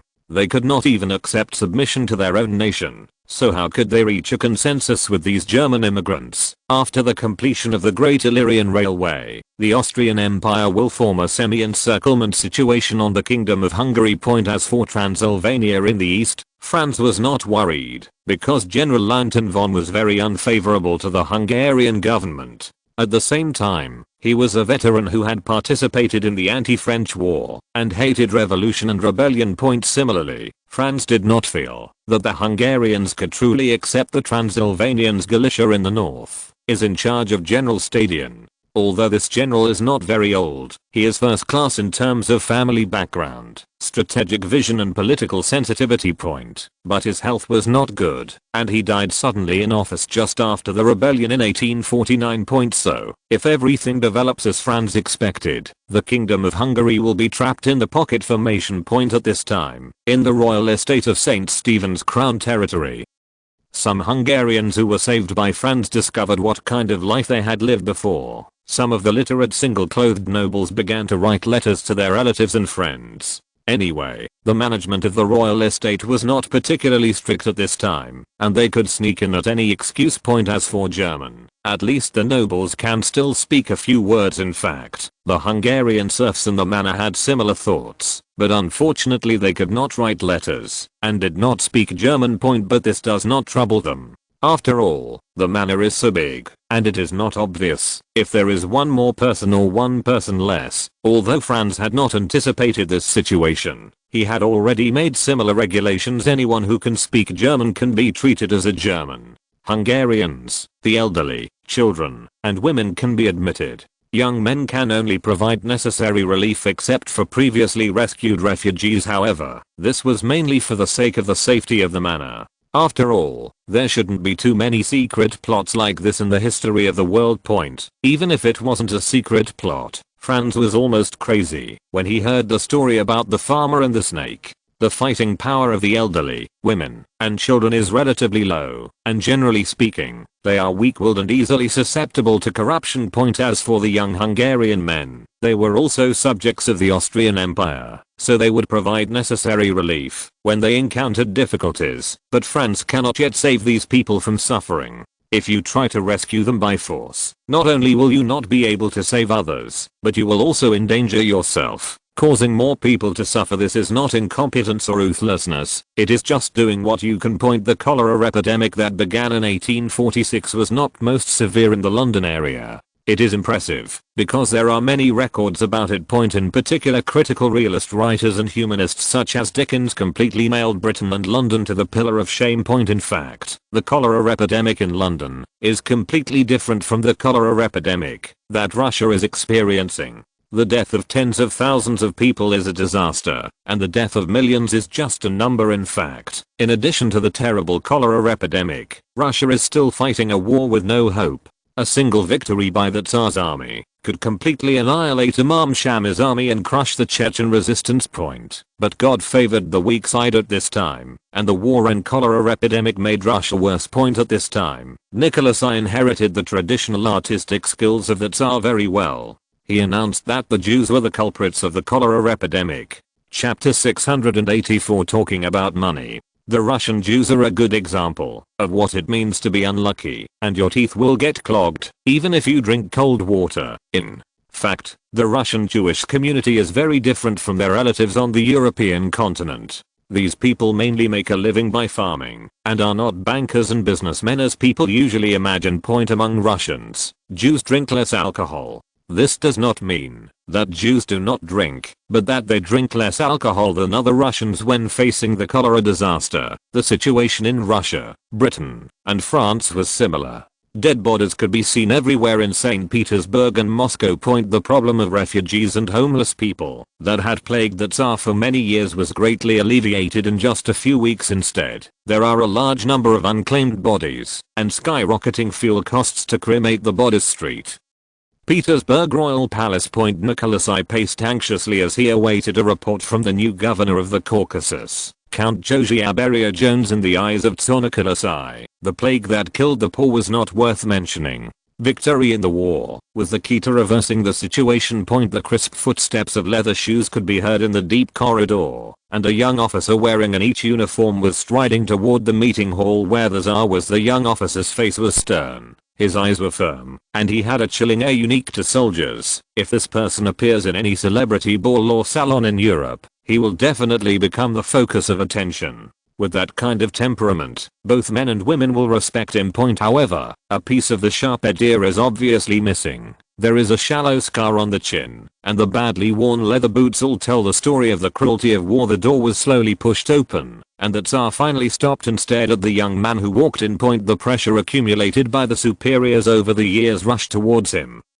Coupled with his terrifying height, even soldiers as cold as steel could not help but tremble. But the young officer had seen big scenes after all, and he quickly regained his composure. He took a deep breath, cleared his throat, and began to report to the Tsar the results and process of the war, as well as what he saw, heard, and felt. At first the Tsar listened quietly, but soon his brows furrowed. Until I heard the sentence, Count Josiah Beria Jones has repelled the Chechen attack, and the southern Russian steppe is safe. We can take this opportunity to build a defense line to prevent the enemy from attacking again. Damn coward. I gave him 200,000 troops, 10 times that of Imam Shamil. In the end, he was only complacent after repelling the enemy. What I want is victory. To kill them all. Tsar Nicholas, I roared hysterically that Count Josiah Beria Jones' progress was far below the former's expectations. However, as a witness to the Caucasus War, young Kanskay Lobazov knew how hard won this victory was. Although the Imam Khanate has a small number of troops, the Caucasus region, where it is located, is very vast and has complex terrain. Although the strength of the Russian army is 10 times that of the opponent, their unfamiliarity with the terrain and the hostility of the locals put them at a disadvantage on local battlefields. At the same time, the army of the Imam Khanate was not afraid of death, and Imam Shami himself was also an excellent strategist. It was not easy for Count Josiah Beria Jones to repel them. Marshal Beria Jones, and we have done our best. Conscript Lobazov was rudely interrupted by Nicholas I before he finished speaking. Enough.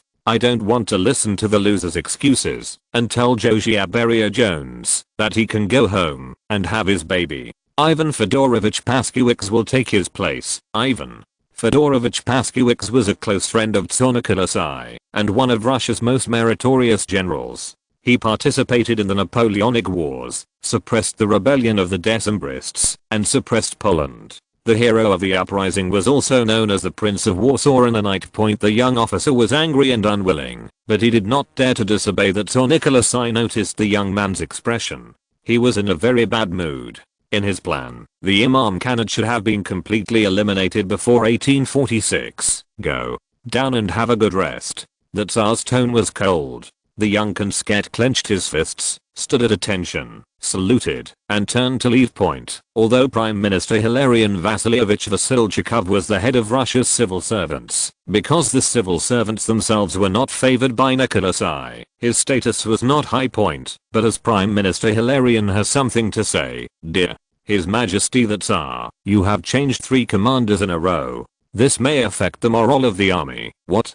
Do you know? Have you been on the battlefield? Or went to military school? Prime Minister Hilarion was speechless for a moment, and Nicholas I continued to speak with even greater disdain. What qualifications does a guy like you who don't know anything have to comment here? Fighting is a matter for soldiers, and civilian officials should do their jobs well. Field Marshal Prince Mainakov, Your Majesty, the war has been going on for too long. We need to end this costly war as soon as possible. I propose to add another 100,000 troops. Nicholas I nodded approvingly and looked at Prime Minister Hilarion aside, but the latter obviously did not realize his mistake and said inappropriately, Your Majesty, we have no money. If we send another 100,000 troops, the supplies will crush our country. Go borrow it if you don't have any money. You damn guy, don't you have any brains at all? Nicholas I was obviously even more angry. He already looked down on these talkative guys, and the submissive look of Prime Minister Hilarion made him even more unhappy. Your Majesty, we have no place to borrow money now. Prime Minister Hilarion said very aggrievedly. Idiot. Do you still want me to teach you how to borrow money?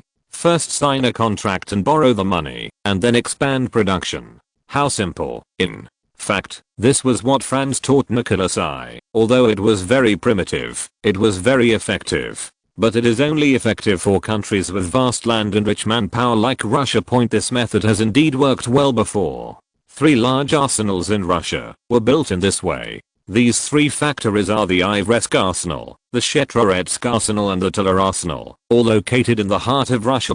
I have mentioned it before, and will not go into details here. The annual output is 100,000 rifles, 15,000 long swords, 1 million rounds of ammunition, and 100 cannons. However, as cracks appear in Russian-Austrian relations, Franz will no longer be merciful. If the Russian government borrows money again, it cannot directly use futures as collateral. Even if it uses futures as collateral, the price will be suppressed to a very low level. Of course, they would not say this openly, but they would be skeptical about the future of the Russian economy. After all, the Imam Khanate was active in the Caucasus and near the Black Sea at this time. At the same time, the merchant ships of the Austrian Empire have been robbed once, and Russia has not yet made compensation. Originally, the trade between Russia and Austria was its largest source of external income.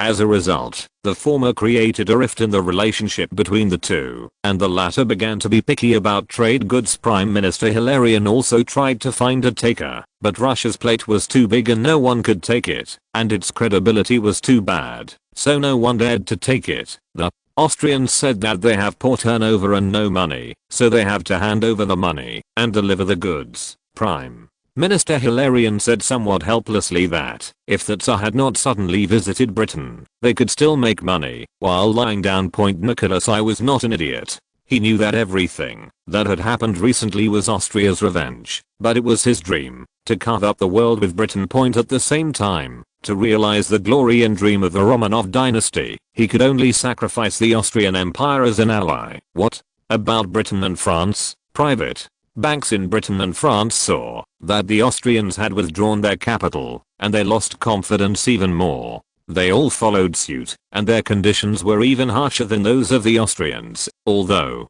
Russia has been blocking news of domestic rebellions, the great powers all have their own informants in St. Petersburg. In addition, France can also use newspapers in various countries to spread the news. Therefore, the situation in Russia at this time makes private businessmen in various countries have no confidence at all, and at the same time, they have no courage to do business with it. What about the National Bank? Nicholas I continued to ask without giving up. In fact, he was very tired of businessmen. In his eyes, those people had neither moral bottom line nor courage. The British claimed that they would only consider doing business with us if we abrogated the Treaty of Winkarai-Scalisi with the Ottoman Empire. Nicholas I was so angry that he almost smashed the table on the spot, but there was no table around him for him to smash. Damn British guys. I'm obviously honest with you, but they still want to give me nothing. Such an obvious mistake in diplomatic rhetoric cannot be made by the wily British Foreign Office. In fact, its original words are, as long as Russia abrogates the Treaty of Winkarai-Scalisi with the Ottoman Empire, we will lend them money. Although it is also a trap, Franz is not sure whether Nicholas I and the numerous pro-British factions in Russia will be fooled. After all, historically they believed the British lies and almost killed themselves, so Franz didn't want to take this risk, so he bribed some Russian officials, replacing only with only. If the Russians jumped into such an obvious trap, then Franz could only change his strategy, change allies, or let Russia change its master in France, whether it is Louis Philippe or Napoleon III in prison. They all have clear goals, and it is easier to communicate. Because they all have different interest groups behind them, personal will be greatly weakened. Although it also has a strong personal style, it can still be discussed. However, Russia is completely different. The personal will of the Tsar can completely influence the country's policies. People feel very insecure with such allies. As for changing the Tsar, Franz did not consider it, because the Crown Prince Alexander II at this time was still a thorough liberal. Although Alexander II is known as the last great Tsar in history, this was the result of long-term groping and growth, coupled with the strong stimulation of Nicholas I's defeat and suicide. If it is forced onto the stage of history, there is too much uncertainty, and if liberal reforms are carried out recklessly, the whole of Russia may fall apart by then. Abolition of the Winkarai-Scalisi Treaty signed with the Ottoman Empire would be equivalent to ruining the efforts of several generations of Tsars. This was very clear to Nicholas I after Franz repeatedly reminded him since the British can't do it, what about the French? Nicholas I continued to ask, what are the conditions in France? Prime Minister Hilarion actually received money from the French. He cleared his throat and said, the French are willing to lend us money, but they need us to use Alaska as collateral. Nicholas I and Prince Mainkov looked at each other. In fact, although Alaska was a very large place, it was completely useless to Russia at this time point. Although Russia began to colonize Alaska in 1784, the effect was impressive. Until 1846, the colony was still mainly based on fur trade and fishing, with less than 7,000 people on more than 1.7 million square kilometers of land. Here also counts the indigenous people who defected to Russia. It is not clear what the ratio of indigenous people to Russians is. In fact, even today, Alaska is the least populous state in the United States, with a population of only 740,000. Although Nicholas I liked land very much, he really didn't have much interest in this huge and useless land. Moreover, the failure in Oregon proved that it would be difficult for Russia to continue to do anything on the North American continent, so His Majesty the Tsar thought it would be a good idea to sell this piece of bad land for more than 10 to 2 billion rubles. The ruble was now nearly twice as expensive as the franc. Prince Mainkov also thought it was good. After all, Alaska was too far away, and troops had to be sent to defend it. The problem of people was easy to solve, but supply was very difficult. In addition, Russia did not have any good ports, so the cost of maintaining rule was very high. Somewhat high point as for Alaska's resources, they are not worth mentioning in Russia. Whether it is wild animals, woods, or fish, Russia has them all. At that time, gold mines and oil had not yet been discovered in Alaska, and it was also known as the Tsar's freezer. The Tsar saw that Prince Mainkov had the same idea as himself, so he asked, how much are the French prepared to bid? Prime Minister Hilarion cautiously extended a finger. 100 million rubles? No, that's too little. Alaska is 3 times the size of France. Prime Minister Hilarion swallowed, then shook his head. What do you want to say? Nicholas I asked. It's 10 million francs. Prime Minister Hilarion replied tremblingly. What? 10 million? Or francs? It is a common practice in the shopping mall to pay the high price on the spot. But usually no one dared to discuss business with the Tsar, and Nicholas I only felt that he had been insulted. Then a big slap was slapped on Prime Minister Hilarion's face, and the poor old Prime Minister was knocked away. Nicholas I, who was 206 centimeters tall, delivered a round blow that was so powerful that it almost killed Hilarion. In fact, the French offer was 50 million francs, with a maximum of no more than 100 million francs. It's just that the people sent by Gizet lowered the price by half in order to save costs and told Hilarion, our budget is 50 million francs. As for how much we can afford, each of us will take half. In addition, I will personally sponsor you 500,000 francs. If the negotiation for 10 million francs is successful, then Prime Minister Hilarion can earn 20 million francs, which is a figure that he has never dared to imagine in his life. Chapter 685. St. Petersburg, Winter Palace. At this time, Russia was not the desperate Tsarist Russia after the defeat of Crimea. Nicholas I had an almost blind confidence in his country and army. Therefore, the reason why Prime Minister Hilarion was not beaten to death just now was because the other party had no credit, but hard work. Although Nicholas I was very angry and wished he could punch Louis Philippe in the head, the rebellion in the Caucasus had become a major concern for him. If the problem of the Imam Khanate cannot be resolved as soon as possible, then Russia will be regarded as a paper tiger that can only bluff, and everyone will want to tear a piece of flesh from it. But for the Tsar at this time, 10 million francs was too little. At this time, Prime Minister Hilarion got up again, wiped the blood from the corner of his mouth and said, please, leave this matter to me. Even if I risk my life, I will definitely negotiate a satisfactory price for your majesty. The Tsar looked at the arrogant old prime minister in front of him and couldn't help but be moved and said, Hilarion, I will give you one more chance and don't let me down again. Remember, our sacred land must not be sold for cheap. If the French bid is less than 100 million francs, then there is no need to negotiate. Prime Minister Hilarien's heart skipped a beat when he heard this, but at this point, he could only bite the bullet. Tsar Nicholas I hated people who went back on their word and were greedy for life. If he backed down now, not only him, but the entire Russian civil service group would be suppressed. As a result, Prime Minister Hilarion could only pretend to be very glorious, with his chest raised and his head raised, as if he was undergoing a review. Prime Minister Hilarion's aloofness seemed to have affected the Tsar. The latter stepped forward to tidy up the former's messed up clothes, patted him on the shoulder again and said, "Don't let me down, Hilarion." Couldn't help but choke, swallowed, and then answered in a loud voice, "Long live His Majesty the Tsar. Long live the great Russian Empire. Long live the glorious Third Roman Empire." After Prime Minister Hilarion left the palace, he led people to surround the residence of the French envoy. He had been blinded by 20 million francs before, but the life and death crisis at this time made him realize that the French government would not be stupid enough to really want to buy Alaska with 50 million francs. You must know that on October 26, 1836, the French bought Texas from Mexico for 100 million francs. The area of Alaska is larger than the two Texas combined, and it should be worth at least 200 million francs. Moreover, the French's ambitions for the North American continent have been clearly revealed, and their conspiracy must not stop there. At the same time, there is no need for any intelligence. Prime Minister Hilarion also knows how corrupt the French are.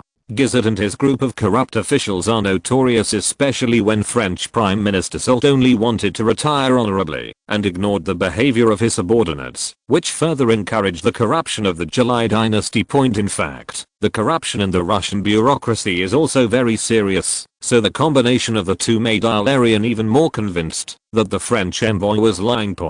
But regardless of whether the other party lied or not, the Tsar said that 100 million cannot be less than this number. If it cannot be reached, he also needs to have an explanation. The efficiency of Russia's Special Third Division is quite high. It immediately controlled the French envoy and several of his entourages. Pircheskud looked at the Russians in front of him without panic at all. After all, he was the special envoy of France, and he also had a secret deal with the Russian Prime Minister. "Gentlemen, don't be so nervous. I think you must have made a mistake. I'm the special envoy of France. My name is Pierre Giscard. Your Prime Minister and I are good friends." Pierre Giscard is a typical example of a businessman entering politics. He served as France's Minister of the Interior and Minister of Education. In the end, he was impeached because of his blatant greed. Fortunately, Pierre Giscard had a good friend named Guizot, so he was able to turn danger into disaster every time. At this time, he was even entrusted with the important task of negotiating with Russia. At this time, Prime Minister Hilarion came up from downstairs and looked at Pierre Giscard with an unkind expression. The latter immediately realized that he might be in trouble, but still greeted the former with a smile. "Hilarion, my friend, what wind has brought you here?" Pierre Giscard was rudely interrupted by Hilarion before he could finish his words. "Friend? I don't remember having you as a friend." Hilarion waved his hand, and before Pierre Giscard could react, he was pushed to the ground by several strong men. "What are you going to do? I'm the special envoy of France." Special envoy? I think you are pretending, right? France is the second largest colonial empire in the world. How could it spend a mere 10 million francs to buy Alaska? Damn it, you said 10 million yourself, not me. I said 50 million. Why are you talking about it? Pierre Giscard couldn't stop complaining in his heart. But he deeply understands the principle that a good man will not suffer the immediate losses. I'm afraid that the other party is also unable to help himself. Of course, it may also be due to his nature as a businessman. In short, Pierre Giscard said, 30 million. 30 million francs. Hilarion was unmoved. Throw this guy pretending to be the French envoy into the Neva River. Okay, our country is not buying 50 million francs, but if you are willing to mortgage Alaska to our country, we can lend you 50 million francs. Alright, let me go. 50 million? Our sacred territory of Russia is worth 50 million. Pierre Giscard looked at Hilarion with some confusion and said subconsciously, then, how much did you say? At least 200 million francs. This is crazy. It's impossible. Who would spend 200 million francs to buy a freezer? Then you want to swim back to Paris from the Arctic Ocean. The Arctic Ocean is in the North Pole, and the nearest sea is the Baltic Sea, which belongs to the Atlantic Ocean. You wanna die. Hilarion really wanted to beat the guy in front of him to death, but he held back for the sake of his own life. After the final wrangling, Pierre Giscard gave up. After all, money was not as important as his own life, and he had plenty of money in Paris, so there was no need to die because of it. 100 million francs. Hilarion was actually a little dissatisfied. He originally thought he could squeeze something out of it. At this time Pierre Giscard added, but we also have conditions. The next day, the Winter Palace. Hilarion brought Pierre Giscard to meet the Tsar. The latter's majestic figure and aggressive momentum were much more oppressive than Louis Philippe's Peking. Pierre Giscard was like a hawker who set up a stall privately, lowering his head and swallowing his saliva, and not daring to speak. Hilarion spoke first. Your Majesty, the French have agreed that, if we use Alaska as collateral, they will loan us 100 million francs for 3 years at an annual interest rate of 8%. Chapter 686. Bad luck only seeks out the poor. So Nicholas I frowned and thought, the French are so evil. But fortunately, he plans to sell it instead of borrowing it. At this time, Hilarion elbowed Pierre Giscard, who was reluctantly pushed 2 steps away. Tsar Nicholas I noticed this action and said, anything else? Pierre Giscard looked at Hilarion, who raised his head high and did not look at the other person's eyes. Pierre Giscard had no choice but to bite the bullet and said, our great King Louis Philippe has one more request. This kind of verbose guy made Nicholas I very off-putting, so he turned around and said coldly, explain. I don't know whether it was the Russian winter that was too cold or the Tsar's tone that was too cold, but Pierre Giscard subconsciously shivered. In fact, Pierre Giscard asked himself that he had met many big names, whether it is James Rothschild, also known as Amslo Rothschild, the head of the Rothschild family in France, or a descendant of the Napoleon family, he can deal with it calmly, and even make people the other party wants something from you. But in front of this majestic Tsar, he felt as helpless as a lamb waiting to be slaughtered, but he had to say something. In fact, even if he doesn't say anything, nothing will change. After all, everything will be revealed when the contract is signed, and he will be even more passive by then. So Pierre Giscard took courage and said, His Majesty Louis Philippe would like you to do France a small favor. This time Nicholas I didn't bother to open his mouth anymore. He just looked at the other party coldly. His Majesty hopes that Russia can help expel the Mexican forces entrenched in California. Pierre Giscard did not dare to meet the Tsar's gaze. There was a deathly silence in the palace, and the surrounding temperature seemed to drop a few degrees. You go back first. We will consider it. The Tsar's tone was calm, and Pierre Giscard fled the palace, as if he had been granted a general amnesty. Hilarion received another hard slap. Idiot. Idiot. Is California a place for Mexicans? They are all Austrians. The commander of the garrison is a member of the Habsburg family. If we really do this, I'm afraid the 100 million francs won't be enough for military spending. Although the United States had suffered a disastrous defeat in the Battle of California, the Russians did not think it was a big deal at this time, because the Americans were just a bunch of ridiculous and vulgar people. Hilarion wanted to explain something, but the Tsar stepped on his jaw. You shouldn't have let that idiot appear in front of me, Nicholas. I punched and kicked Prime Minister Hilarion again, until he got tired, and let out a long breath. At this time, Prince Mainkov, who was standing aside, saw that Nicholas I's anger had been reduced by most, so he stepped forward and said, Your Majesty, what about military expenditures? Nicholas I's head hurt again when he mentioned military expenses. Although Russia's grey animals had the lowest supply requirements in Europe, this did not mean that they did not need supplies, especially when fighting in harsh environments. Sometimes supplies are more important than weapons and equipment. The easiest way to fight deep into mountainous areas is to cut off the opponent's supplies. Without supplies in the vast mountains is the same as death.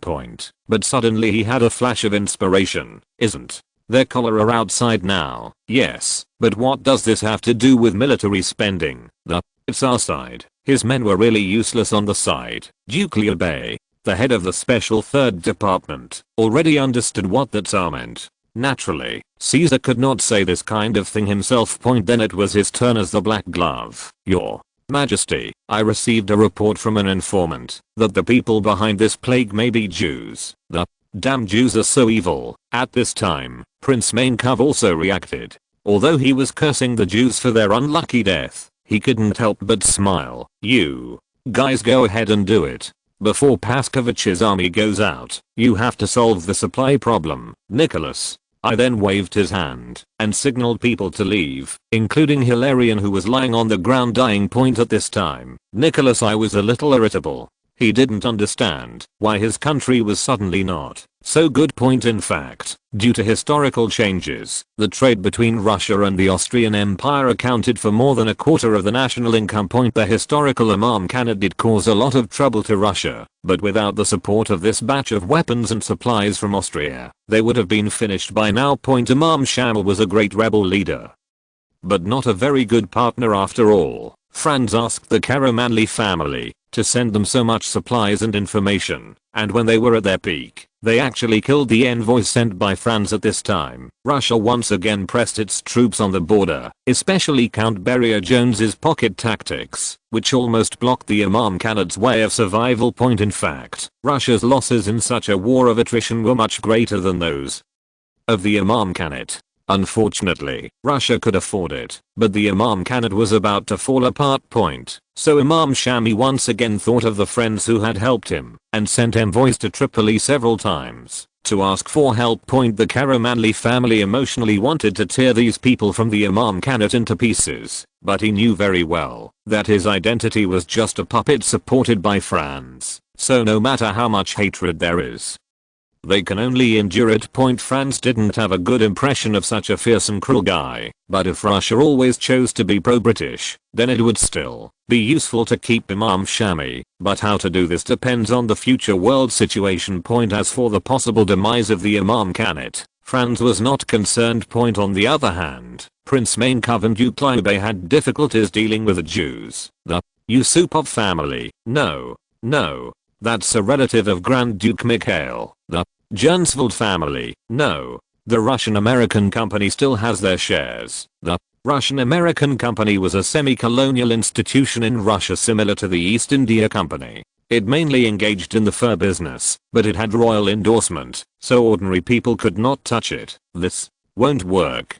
That won't work either. Where will the military spending come from? Prince Mainkov is a soldier, and he is really not good at this kind of political struggle. Prince Liubey smiled and said, don't worry, His Royal Highness. You also know that His Majesty the Tsar wants military funds. It doesn't really matter whether he is a Jew or not. You guy, don't mess around. If things get serious, you won't be able to walk around in vain. Don't worry. It won't make a big fuss. Our targets are the low-class Jews, Poles, Gypsies, and Uraks. Then, a massive money-making movement began, and millions of people had to leave their homes. Chapter 687 Refugees Pressure on Border. Poland is a magical country. Some people love it so much that they want to save it, even if it has been destroyed for hundreds of years. Some people hate it to death, wishing that the noble lord would never come back, and that the Polish Federation would never be reborn. We must have heard of Chopin in Bring My Heart Back to the Motherland and Mary Curie, who pinned her endless nostalgia on the new element polonium. Paderewski, the Polish politician most respected by Americans, went to the White House to perform for President Wilson to celebrate his victory in World War I. As the biggest beneficiaries of World War I, Americans naturally wanted to celebrate. But amidst the cheers, a pianist was crying while playing music. It happened that this scene was discovered by the kind US President Wilson, and after questioning, he found that the other party was actually a Pole. Then the kind US President Wilson was moved, and the two politicians finalized the 14 points for the destruction of Europe. A political show resulted in the birth of two presidents and a new hegemony, and at the same time, moved countless people who came after him. It was really emotional and touching. Putting this aside, there were many opponents of the Polish Commonwealth in Poland in the 19th century. Among them, we will not talk about Jews and Gypsies who are not welcome everywhere. Just talk about the relationship between Polish nobles and civilians. They are already incompatible. When talking about Poland, one will think of its famous absolute democracy, which directly led to the Russian army coming over, and the king's order had not yet left Warsaw. But in fact, this kind of democratic right does not belong to ordinary people in Poland.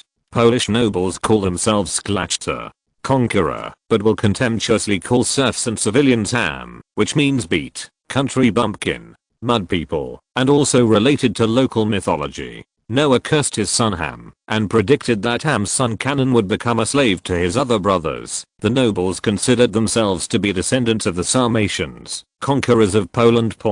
Although nobles and commoners spoke the same language, and looked almost the same, the nobles believed that they were not of the same race. Under the guidance of this kind of thinking, the Polish nobles exploited the serfs extremely cruelly. Taking the Galicia region of Austria as an example, Queen Maria the issued a decree in 1772 prohibiting the killing of serfs and the appropriation of serf property. But it was not until Queen Isa sent troops to Galicia in 1775 that this decree was implemented under heavy pressure. In 1782, serfs in Galicia gained the freedom to marry at will. Previously, in the eyes of the nobles, they only had the right to mate, and were not eligible to marry. In a sense, the entire Galicia is like a colony of Polish nobles. Both Polish serfs and Rusini, or Ukrainian, serfs are nothing more than talking animals. It is precisely because of this approach that a strange phenomenon occurred after the brutal partition of Poland. Whether they were under Austrian rule, Russian rule, or Prussian rule, the Polish serfs felt that they had found the best master, and they were even very proud of it. Even the Tsar, who was always known for his cruelty, became the little daddy in the hearts of the Polish serfs. In their eyes, Prussia's militarized management was simply the light of justice. In Austria, the situation was even more outrageous. Serfs even formed a volunteer army in order to maintain the rule of the empire. However, the pattern was broken at this time. The Tsar raised the butcher knife against the Jews, Poles and Gypsies in the country in the name of cholera for military expenses, although these people were used to being oppressed, and even defended the Tsar's actions as punishment on behalf of God. Any creature has the instinct to survive, which drove them to flee Russia. At this time, the Russian-Austrian border was in vain. On the one hand, the two sides were allies of each other, and on the other hand, because the defense focus of both sides was in the occupied areas, not on the border. I have to mention here that Count Stadion, the governor of Galicia at this time, was really very politically sensitive, and had a long-term vision. At first, only sporadic border crossers were discovered by him. After a brief interrogation and the information he already knew, he immediately came to the conclusion: soon there will be a wave of refugees on the Russian-Austrian border. Although the Austrian railway could already run directly from Vienna to Lviv, the seat of the capital of Galicia, at this time, Count Stadion was very aware of the efficiency of the imperial bureaucracy. If we wait until something happens before reporting it, from reporting, approval, discussion, review, and confirmation to execution, by the time these processes are completed, the refugee problem will have become unmanageable.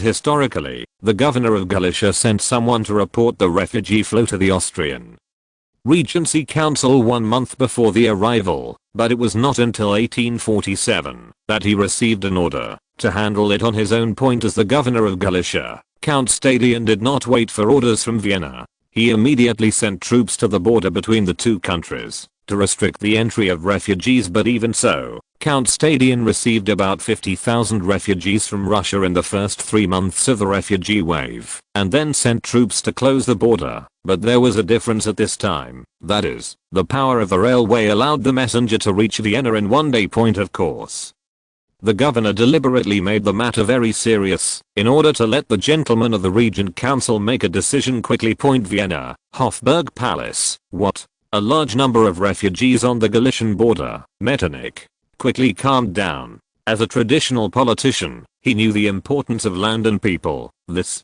might be an opportunity. Damn Russians, throwing rubbish at us again. Count Korolev was not interested in the non-German population, and was even more contemptuous of the Jews, Roma, Gypsies, called Roma in Austria, and the Uraks.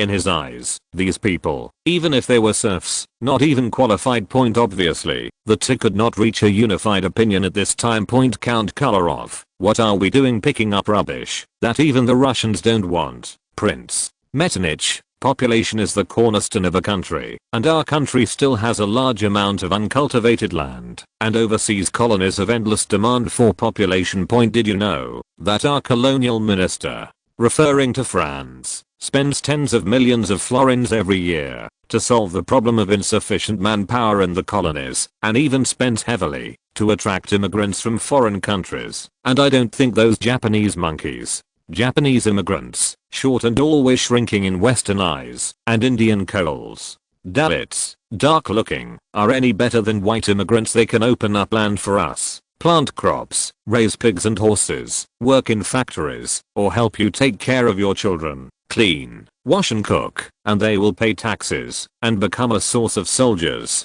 Count Kolarov appeared dismissive. They are so good. Then why did the Russians kick them out? If you're listening to this novel on a channel other than Fanfic World, it means they downloaded and uploaded it without effort. We cordially invite you to visit our channel, Mundo Fanfic Novelos. There you'll find the original version of this story, and you can explore many other novels of various genres. We're waiting for you to immerse yourself in a world of incredible novels. Chapter 688, Take It All. Metternich was used to the dismantling of Count Kolarov, and the two royal princes of the Regency Council did not care about such things at all. Archduke Louis was playing with the ant maze given to him by Franz, and Archduke Franz Karol was already a little drunk at this time. Although Metternich was unhappy, what Count Kolarov raised was indeed a very important question. You must know that immigration was prohibited in Russia at this time. If men were found, they would be executed, and women would be sold to Siberia. This also means that the Austrian Empire's behavior of accepting refugees is illegal, so the international reputation he expected may be gone. On the contrary, he may be branded as a thief who steals serfs by the Russians. However, as a mature politician, he can make mistakes, but he must never admit them. Generally speaking, there is no such thing as stop loss. Who knows? The Russian government often makes mistakes. I heard that they have not solved the internal mountain people rebellion until now, and they have even betrayed our country's goodwill. You must know that without our country, the Russians' wooden crops can only rot in the ground. We are obviously allies of the Holy Alliance, and have the same interests in the Near East, but the Tsar actually wants to divide the world with the British without telling us. Is it any surprise that such a country and such a monarch do some strange things? The news of the Tsar's mission to Britain had long since spread like wildfire, and the British were still afraid of killing him, and asked the Times to disclose the details in detail. But even so, the Tsar and the Russian top brass did not realize that the British had tricked them, and instead felt complacent that the matter was made public. Count Kolarov was not interested in Metternich's long quibbles, but when the latter said it, he suddenly felt that this matter seemed to be profitable for Austria, so he put forward his own suggestions. This is easy to handle. The immigrants required by the Imperial government must be Germans. Even if the requirements are lowered, they must be able to speak German, agree with the rule of the Habsburg family, and believe in Catholicism. In addition, craftsmen, scholars, women, and children under 6 years old are given priority. Even if we want serfs to cultivate the land, we can't want those who are weak and sick, right? At least he must be a strong young man, right? Then add one under 25 years old, and the adult male must be able to lift a weight of 120 kilograms. Although Count Kalarov's requirements were harsh, they were in line with the background of the times. After all, this could maximize the interests of the Austrian Empire. At the same time, it is easier to control the limited intake of immigrants. In addition, younger people are easier to assimilate, and the impact on local society will be minimal. However, after Count Kolarov figured it out, Prince Metternich began to cause trouble again. In the end, the Regent Council only gave an extremely awkward reply. It's up to you. It has nothing to do with us. Due to Franz's efforts over the years, the sanitary conditions in the Austrian Empire have significantly improved, and large-scale infectious diseases have been far away from people's sight. Therefore, the Regent Council did not consider the possible cholera epidemic, but it was impossible for Franz not to consider it. He had been paying attention to this cholera epidemic point from the Far East to the UK, then from the UK to Africa, Latin America, and then to the European continent. Although cholera has not yet broken out in Central Europe, tens of thousands of people have died in neighboring France and Russia. At this time, newspapers in Paris were filled with obituaries of various celebrities. Coffin shops in Madrid had been evacuated, smoke billowed in the suburbs of Moscow, and cries were loud. However, Count Korolov's requirements were a bit too harsh. Almost all those who could meet his conditions were Poles, including a large number of persecuted nobles. Franz felt that this was completely unnecessary, because before World War I, Galicia already had a population of tens of millions, while the population of Galicia at this time was only more than 2 million. Count Stadian's previous report also stated that the Galicia region was seriously underdeveloped. But the Austrian Imperial government did not pay much attention to it and simply ignored this report. Franz felt that if possible, accepting all these refugees to Galicia would effectively solve the problem of too many people and too little land. It can also set an example that can attract more immigrants in the future. Of course, the price is that Franz needs to spend a lot of money to solve the health and refugee resettlement problems. Moreover, doing so may introduce cholera to the Austrian Empire, but since they are resettled on the spot, cholera should not spread to a large area.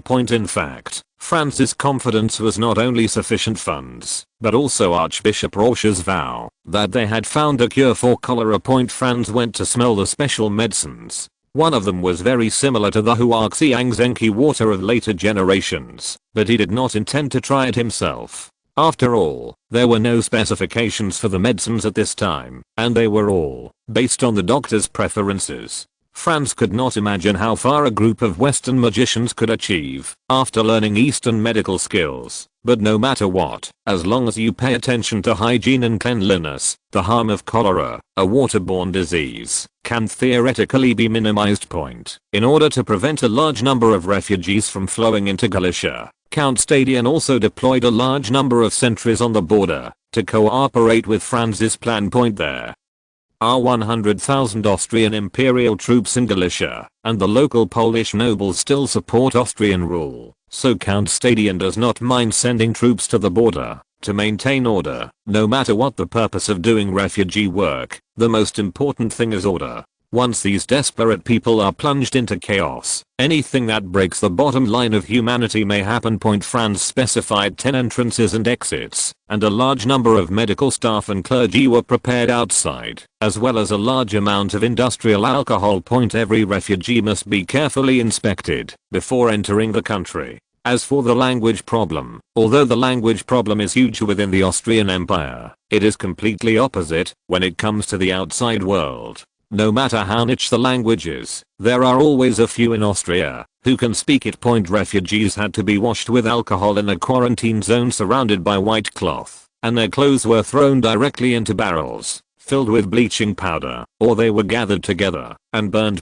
Then they will get a new set of clothes, which are a byproduct of Austria's overcapacity and are actually an attempt at ready-to-wear. But what Franz didn't expect was that people didn't have this kind of consumption habit at all. They preferred buying cloth to ready-made clothes. This is only at the civilian level, but the nobles are very brave to try. They will even deliberately pursue the most expensive and luxurious ready-made clothes in the display cabinets of the royal department store. Some military personnel also like ready-to-wear clothing because it gives them a sense of belonging. Similarly, some social groups in the Austrian Empire also like to buy ready-made clothing, and they will use it to flaunt themselves. However, Franz's ready-to-wear business was actually aimed at the low-end market. Due to wrong market positioning, a large number of unsellable products appeared at this time. Franz took advantage of this incident to arm the refugees with some ready-made clothes. Such a generous gesture naturally made those serfs from Russia burst into tears of gratitude. Any refugee with symptoms of fever, chills, vomiting, or diarrhea will be isolated on the spot and taken to a makeshift camp for treatment. When faced with refugees who may be carrying the cholera virus, except for a very small number of professional doctors, the vast majority are treated by church doctors. These are not only about curing diseases and saving people, but also about attracting people into the empire. Chapter 689. One wave comes after another. In fact, Galicia at this time was not as peaceful as it seemed. Even with 100,000 troops stationed, there were still people planning a famous conspiracy. The Polish Restoration Army and other Polish restoration organizations met to launch the Restoration Uprising on February 22, 1846. The purpose was to expel the Russian, Prussian and Austrian invaders, and establish a new Poland centered on the free city of Krakow. However, the confidentiality work of this group of Poles is really bad.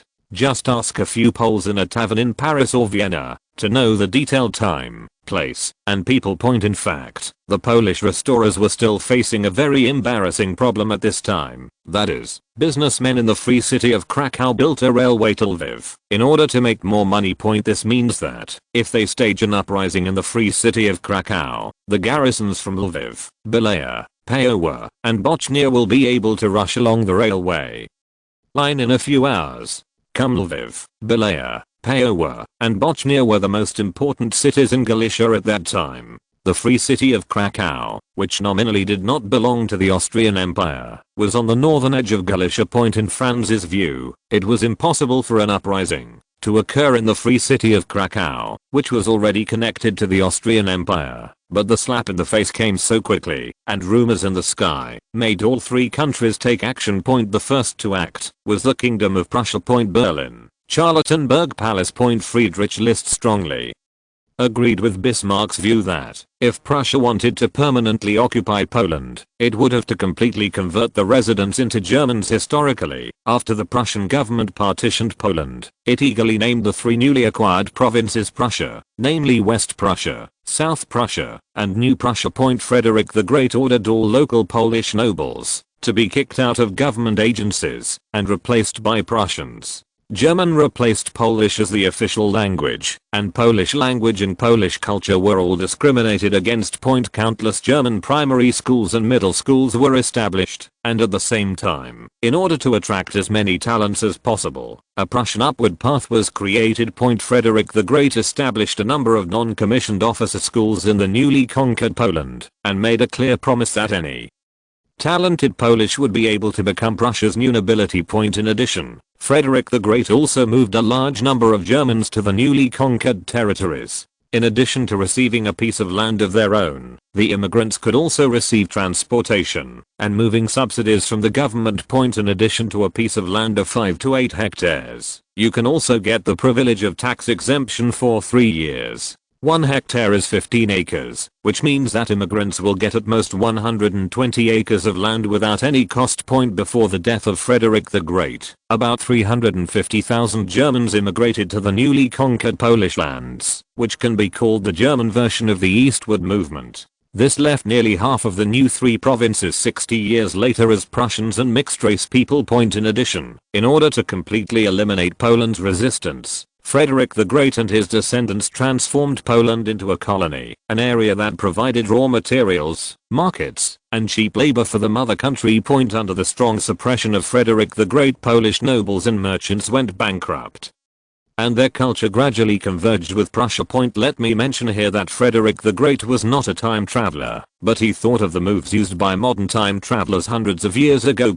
In contrast, Austria was a bit anticlimactic for Galicia. Queen Lisa carried out a series of Austrian transformations during her reign. These seemingly minor repairs actually laid the foundation for Austria's rule in Galicia for hundreds of years to come. However, her eldest son Joseph II was obviously dissatisfied with the Queen's lukewarm reform methods, so he started a series of radical reforms. As mentioned above, he basically offended everyone who could be offended. If Frederick the Great is compared to a modern online traveler, then Joseph II is a P-agency war criminal. The natural result was rebellions all over the country. The reform was forced to terminate, and the people died, and the government ceased, making Galicia the most backward region in the original Polish territory. In contrast, Russia only continued serfdom. Its transformation of Poland was very limited point, although European historians always like to say that the Poles lived a life worse than death under Russian rule. The fact is that serf rebellions decreased significantly. In short, Prussia's Germanization of Polish land was very successful for a period of time. But Frederick William III's capitalist agricultural transformation and the increasing number of mixed-race people became troublesome. Although Poland was destroyed, it could still defeat the Prussian barbarians culturally. As a result, these mixed-race people who were supposed to dilute the Poles became the vanguard against Prussia. Frederick the Great probably never dreamed that almost all future officers of the Polish Restoration Organization would come from his sergeant school. Especially at that time, Paris had an almost irresistible attraction for young people in Europe. Unfortunately, Paris was the center of Polish Zionist activities. The French were also willing to see this undead disturb the peace of the three countries to the east.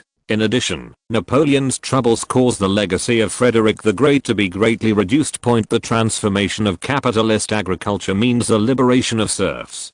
From the perspective of modern human rights thinking, this is definitely a great progress and a step that is extremely progressive. But the reality is that a large number of landless and landless peasants have been created, and their lives are worse than those of serfs, because the nobles were freed from their feudal obligations, and did not hesitate to use these free peasants. The phenomenon of sheep cannibalizing people and land cannibalizing people continued to occur. In the end, class conflicts in the region became acute, and some landless Germans were even brainwashed by the Poles, and began to hope to separate from Prussia.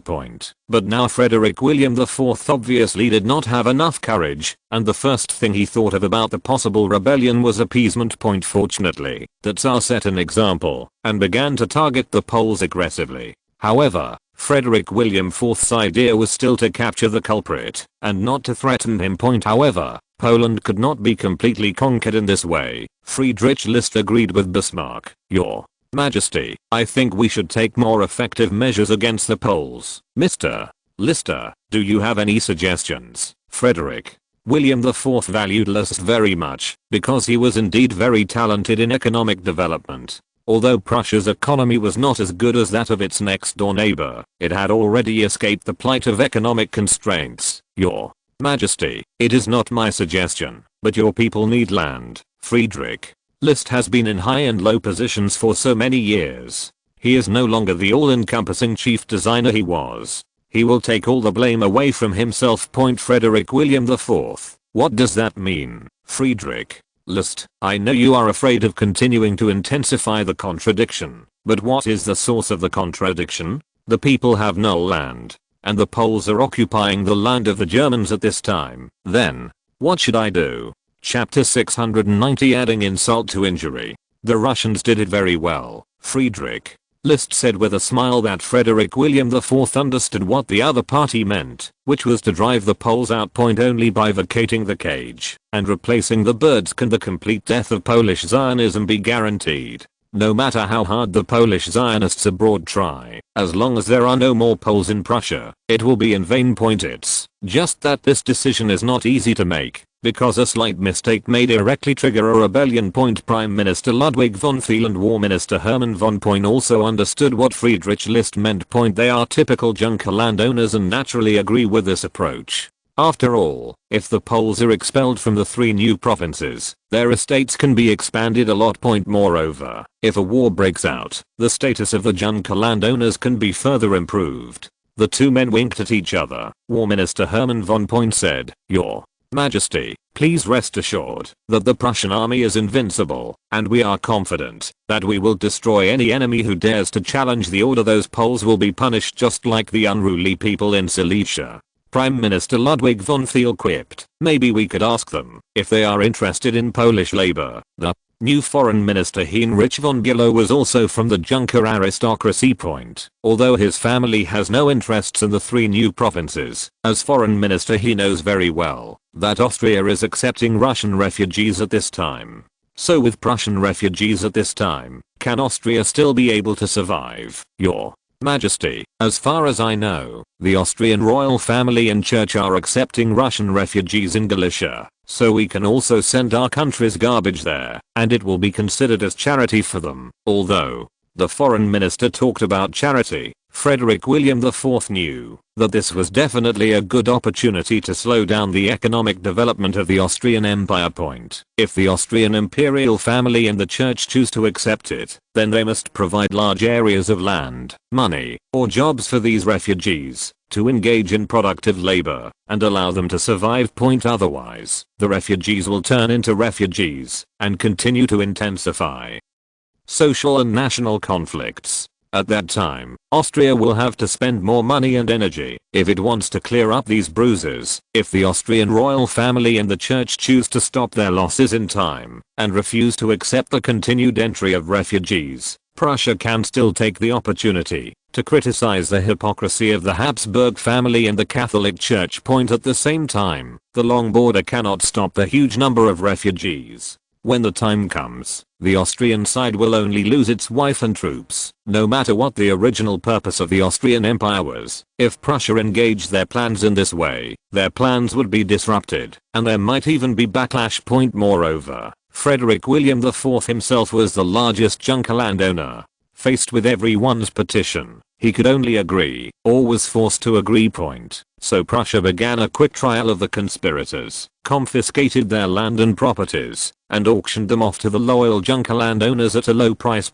However, the wealth of the conspirators alone was not enough to satisfy the desires of the entire Junker class, and then the Prussian government received a large number of reports. The reports were directed at wealthy Polish nobles, merchants, and landed farmers. The Prussian government quickly accepted the cases and required those reported to self-identify. There is no doubt that those who cannot prove themselves are conspirators. But how can they prove themselves? There is no unified standard, but what is certain is that there are very few people who have the ability to prove themselves and can be believed by Prussian government officials. As a result, an expanding group of refugees appeared on the border of Galicia, which confused the Austrian officials on the border. News quickly reached Vienna, much to the chagrin of the Regent Council. Count Kolarov, damn Prussian barbarians. Do they really think we are a garbage dump? Last time they got a group of Silesians, this time they are Poles, next time they won't be Saxons, right, Prince? Metternich was worried about another thing. Can Austria absorb so many refugees? Will France mess this up? Perhaps. This should be a government intervention. Metternich's meaning was very clear, that is, France's personal reputation was more important than the Regency Council itself. In other words, the Austrian imperial government could take the blame for this, but France personally could not. Although Count Kolarov was somewhat reluctant. After all, his all-time wish was to kill Metternich and become prime minister himself. However, Count Kolarov is essentially loyal to Austria and the Habsburg family, so he needs to take the overall situation into consideration. Yes, but I need time and your consent. The Austrian imperial government must enter a state of emergency. Metternich nodded. I agree, and hopefully we can get through this crisis. Millions of refugees are a challenge for any country in the world at this time, but the Austrian Empire has also developed a relatively mature solution for refugees in recent years. That is to use work as relief, use land as reward, use reward as bait, and expand and develop. In fact, the Austrian imperial government will use labor force for free to carry out some infrastructure projects. During this period, it will provide them with food and accommodation, tools, design, medical care, transportation, clothing, etc. This will also stimulate the development of the country's economy. As for the refugees, they can be guaranteed not to starve to death during this period. Then after the project is completed, they will get a piece of undeveloped land in the country, or in the colony. If they wanted to develop the land, they had to borrow money from the government or sign long-term contracts with the state, and then open up territory for the Austrian Empire. If they refuse, they can choose to sell the land, which will be enough for them to live on for a certain period of time. They can choose to enter a factory, do some part-time work, or join the army, etc. In short, as long as a large number of refugees do not suddenly appear in the same area, it will not cause social unrest. However, the infrastructure projects of the Austrian Empire have been almost completed in recent years, and it would seem a bit useless to carry out any more. Fortunately, the Habsburg family is quite influential in the Austrian aristocratic circle. and many nobles in the House of Nobles are willing to help. These people are generally large landowners in Austria, and their families also own some factories and other industries. Each family can solve the work problem of dozens to hundreds of refugees. There are more than 3,000 registered families in the Austrian House of Nobility, and they can solve the work and livelihood problems of hundreds of thousands of refugees. There are still a lot of water conservancy projects, roads, railways, and urban construction projects in Austria that need to absorb hundreds of thousands more.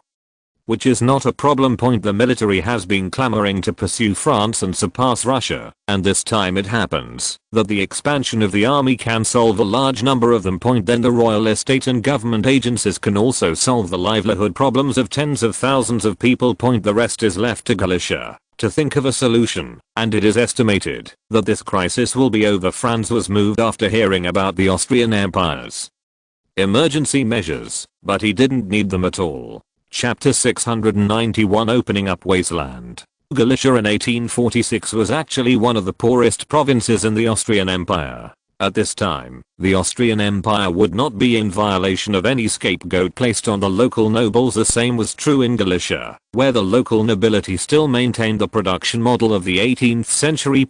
Agriculture is inefficient, industry is almost zero, and the mining industry is dominated by a few ancient families who have nothing to do with their lives due to the lack of foreign immigrants. The entire region was like a backwater. Everyone was accustomed to poverty, while the nobles were accustomed to relative wealth. The previous governor of Galicia was an outstanding military strategist, but he was extremely distrustful of the Galicians. At the same time, as a veteran of the Napoleonic Wars, the governor felt that his mission was to completely eliminate this terrible disaster. So under the guidance of this idea, Prince Lorenz began to build fortresses in Galicia, demarcate no man's land, and suppress and attack dangerous element. In order to facilitate control and prevent contact between dangerous element, he divided Galicia into grids, so that problems could be discovered and solved in the shortest possible time point. Although the railway built by Franz received his full support, the entire railway line was built along military fortresses, so its role in economic development was very limited. However, the Free City of Krakow ushered in its second spring due to the construction of the railway. Factories were built one after another, and a large number of workers and businessmen poured in. Coupled with its special geographical location and transcendent free city status, Krakow's development rate was terrifying, and it even once replaced Warsaw's position in Poland. At its peak, the population once reached nearly 300,000 people. Although Count Stadion carried out a series of effective reforms, after taking over as governor, he had no choice but to miss the best opportunity for development. Coupled with the obsessive behavior of the local nobles and the ignorance of the serfs, these reforms did not bring much change. It is precisely because of this that Franz is so confident that he can directly digest these 1 million refugees locally.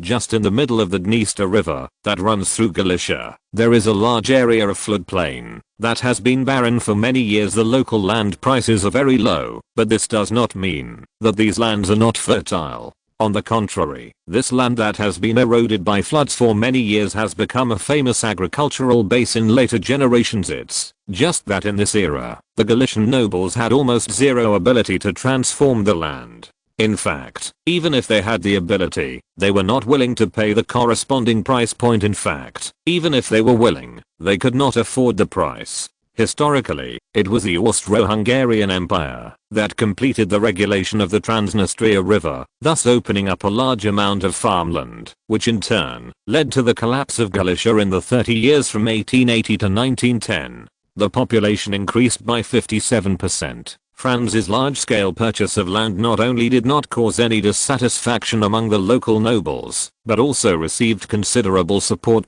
In particular, those nobles who were still in contact with the Polish Restoration Army tried their best to promote this matter. After all, in their hearts, as long as they won the Restoration War, these lands would still be theirs, and there is no point in having these uncultivated lands in your hands, especially in an era when livestock and firewood businesses are in decline. The transaction was a hit, and the price per hectare of land was finally settled at 10 florins. Although this price was twice as expensive as the Hungarian land purchased by Franz, it was still much lower than the price of land in Italian.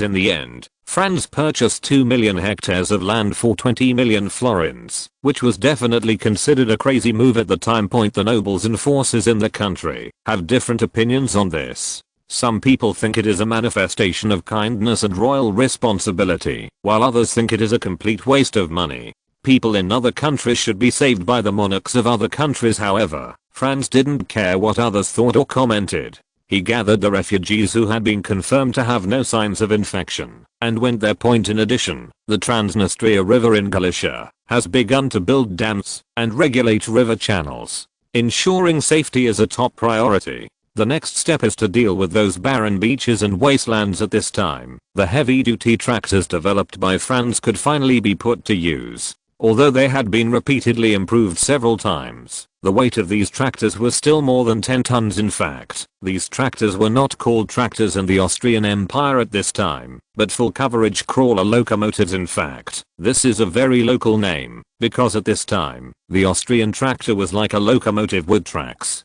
There were 2 huge coal boxes on both sides of the steam, and a huge water tank, so that workers could pump water into it at any time.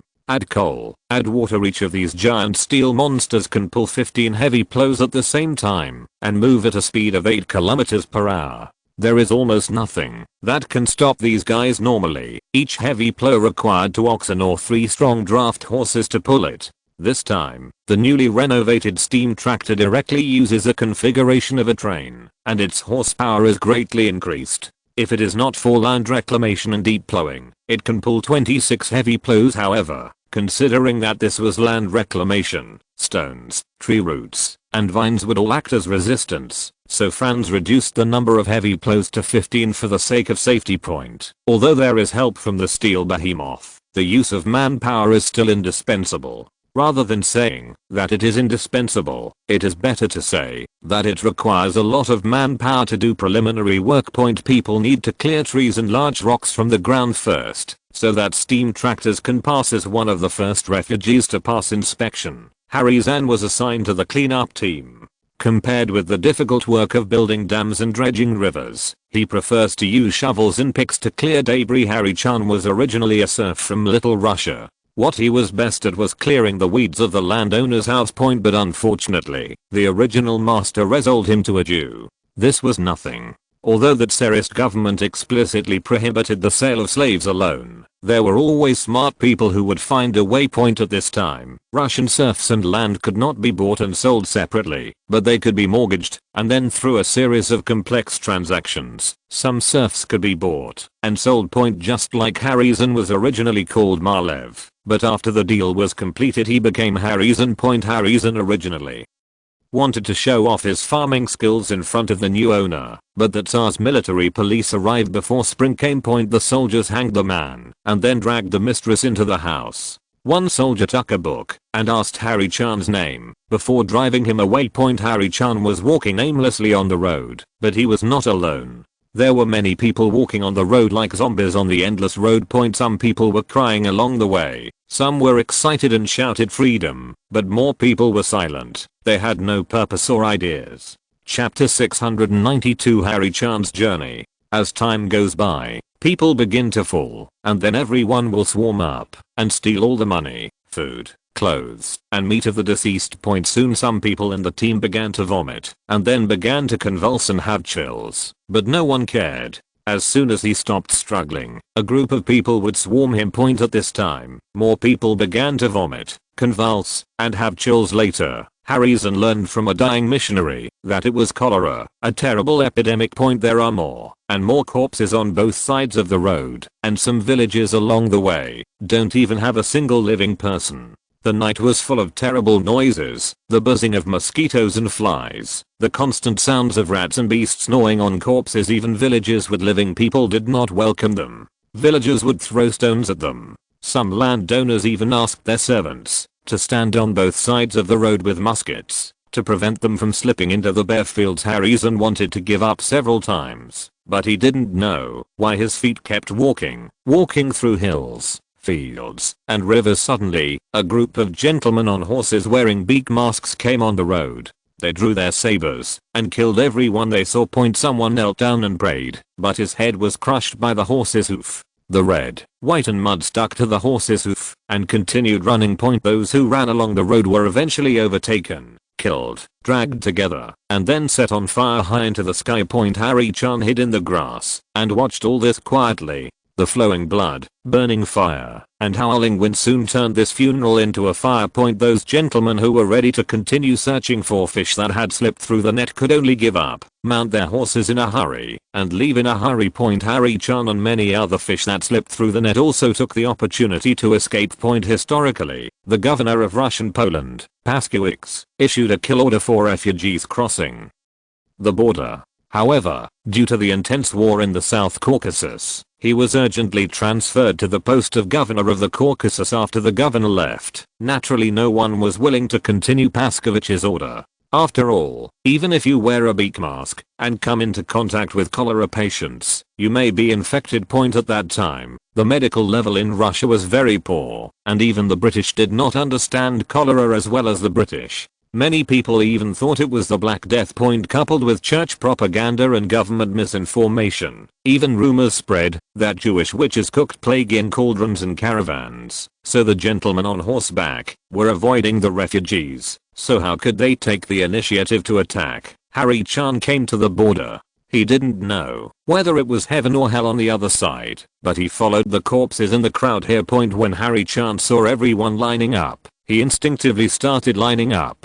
The long queue moved slowly, so there were always people trying to pass through empty areas. The priests on both sides of the team shouted something, seeming to call them back, but those people remained indifferent. Bang, bang, bang. Those few people near the border were all knocked down. A group of soldiers stepped forward and shot the remaining people with another shot, dragging the corpses and burning them all at once. In fact, this was the order given by Count Stadion himself, because he really couldn't be deterred. At this time, a priest came over and said in Russian, "Please line up, keep order, keep quiet, be patient, everything will be fine." Finally, it was Harry Chan's turn.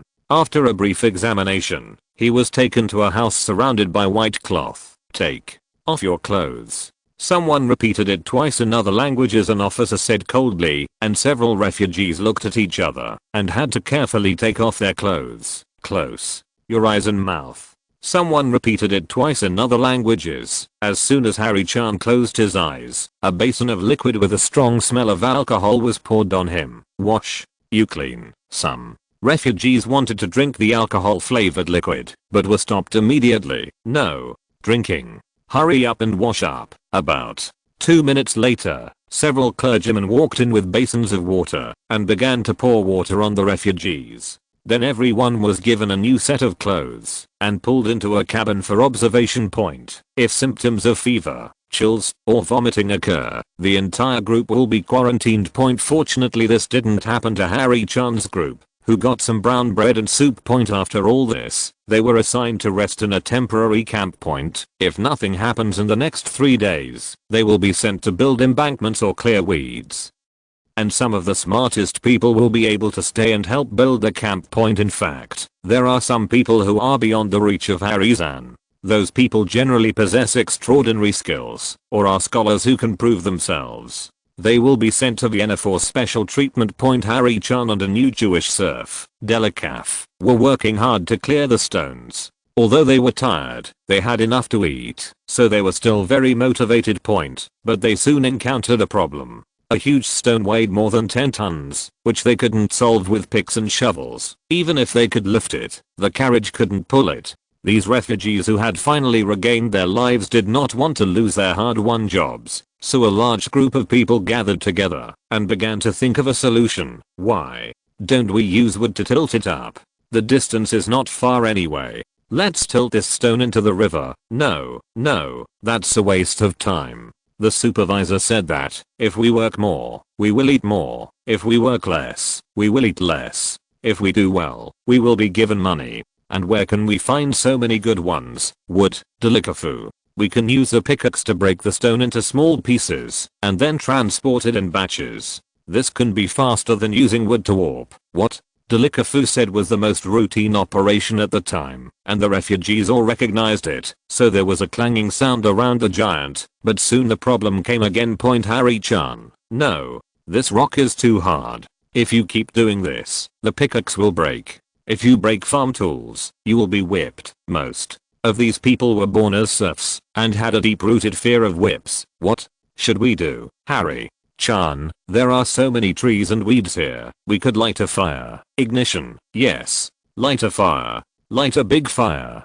Delikafu thought Harry-chan was crazy. I actually want to burn the stone. The surrounding refugees also laughed after hearing this. Although they had little education, and were even illiterate, they all knew that stones could not be burned. You listen to me. If it doesn't work, I will be responsible for pushing this stone to the shore. So, the refugees began to pile branches and weeds around the boulder. After the fire burned for several hours, the boulder remained motionless. Then, under the leadership of Harry-san, the refugees began to pour water on the boulder, and a sheet of white steam immediately rose from the surface of the boulder that had just been roasted by the high temperature point. But when the smoke dissipated, the boulder was still standing. Amidst everyone's boos, Harry-chan struck with a pickaxe, and the boulder suddenly shattered. When supervisors and demolition experts arrived 3 days later, they found that the previous boulder had disappeared. That's granite. The supervisor sighed with some confusion. In fact, in this era, usually explosives are used directly to deal with boulders. Chapter 693 Krakow Conspiracy. The work efficiency of this group of former serfs far exceeded the expectations of Austrian imperial officials. It actually proved that, as long as the money and food were in place, subjective initiative could be achieved in minutes. In addition to the boulders, the trees and weeds are much easier to clean up. After all, this is a firewood production area, and there are no towering trees that can be hugged by several people. Most trees can be solved by workers using saw blades and shovels. Some large trees can be solved in minutes by hanging a steam tractor and dozens or hundreds of people pulling together after the ground was mostly cleared. Steam tractors would turn over the land thoroughly with heavy plows, then the workers will clean up the debris, such as rocks, tree roots and the like. Steam tractors would then turn the land over again, exchanging the upper and lower layers of soil, an act also known as plowing. Finally, fertilizer is added to increase soil fertility, and the land is leveled before crops can be planted. Except for the dikes and wastelands, as well as those swamps and lakes, the Galician nobles were originally too weak to transform the land. As steam pumps arrived by train, huge pipes began to drain swamps and wetlands, which would become fertile soil. And those barren mountains are actually mines. Although the reserves are not very good, they can still solve the employment problem of some people. The nobles of Galicia would only cling to the few traditional salt mines, but with the Austrian Empire's development of coastal areas and the construction of railways, the price of salt was plummeting. In fact, Galicia also has an important strategic resource, oil, but by coincidence, the largest oil field is the territory of the Jassiski family. The territory of the Jassiski family is in the Dorobach area, which is near Lviv, and is also the largest oil field in the Austrian Empire. The Jassiski family was a staunch anti-Austrian faction, and funded various anti-Austrian actions all year round. At the end of the Austro-Hungarian Empire, Austria even had to find a Canadian to deal with this family. In the end, the Jassiski family united with the Hungarian government and obtained immunity. During World War I, he even organized an army to cooperate with the Russians internally and externally. Franz actually tried to redeem and exchange the land, but was rejected by him both ways. Williu Jassiski was the patriarch of the Jassiski family at this time. He was the eldest brother of the Polish Restoration Army. Every year, he transferred 1/3 of his income out of Austria to the Polish restorationists in hand. At the same time, Williu Jassiski has been building fortresses and training militiamen on his own land, but everything he did was legal, because there were no regulations at that time not to transfer property out of the country, and to train domestic servants and guards. It is the freedom of the nobility. Franz didn't want this kind of person to occupy important oil resources, and Jaskiski didn't want him to have a good death point, so Franz must let the Polish uprising of 1846 happen, and the 20 million florins were just to force them to take action.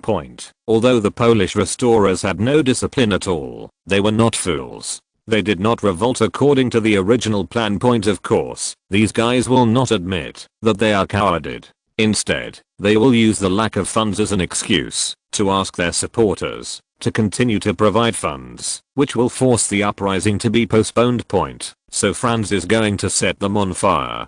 Don't you have the money to revolt? I'll give you money. In fact, in addition to Franz, the top leaders of the Austrian Empire were also looking forward to the Poles revolting as soon as possible. In fact, Austria signed a secret agreement with the Holy Alliance countries many years ago. That is, once an uprising occurs in the free city of Krakow, the Austrian Empire has the right to incorporate it into its own territory. You must know that Krakow was the most prosperous city in the entire Poland at this time.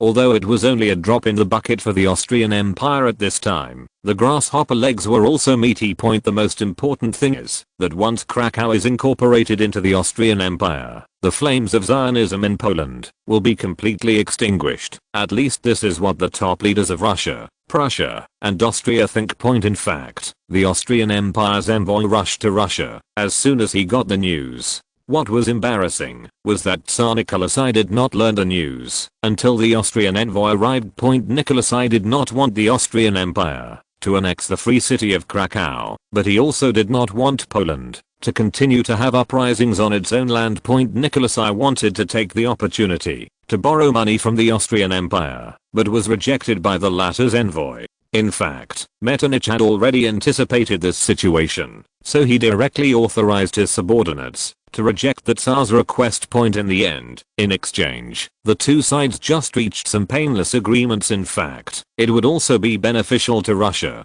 to eliminate the Polish Restoration Army and reduce the Poles' will to restore their country. It's just that Nicholas I was a little jealous, and the Austrian Empire couldn't ignore the opinions of this powerful ally. Austria's attitude towards Prussia was much colder. Although the ambassador personally submitted it to the King of Prussia, it was not an agreement, but just a notice. All Frederick William IV wanted was to sign his name. Of course, even if he did not sign, it would not affect the Austrian Empire's next actions. The free city of Krakow was small, and in the heart of the Holy Alliance, British and French opposition meant little. In fact, the British did not have much real support for the Poles, and most of the so-called support was just verbal. The French are much more affordable than the former. They not only shelter Polish political exiles, but also occasionally organize charity fundraisers for these people. However, neither Britain nor France would choose to intervene in the affairs of the Holy Alliance at this time, because they both have more important things to do. Almost all the main British troops went to India, but the Indians were really weak and refused to admit their uprising. When the British came, the princes of the princes all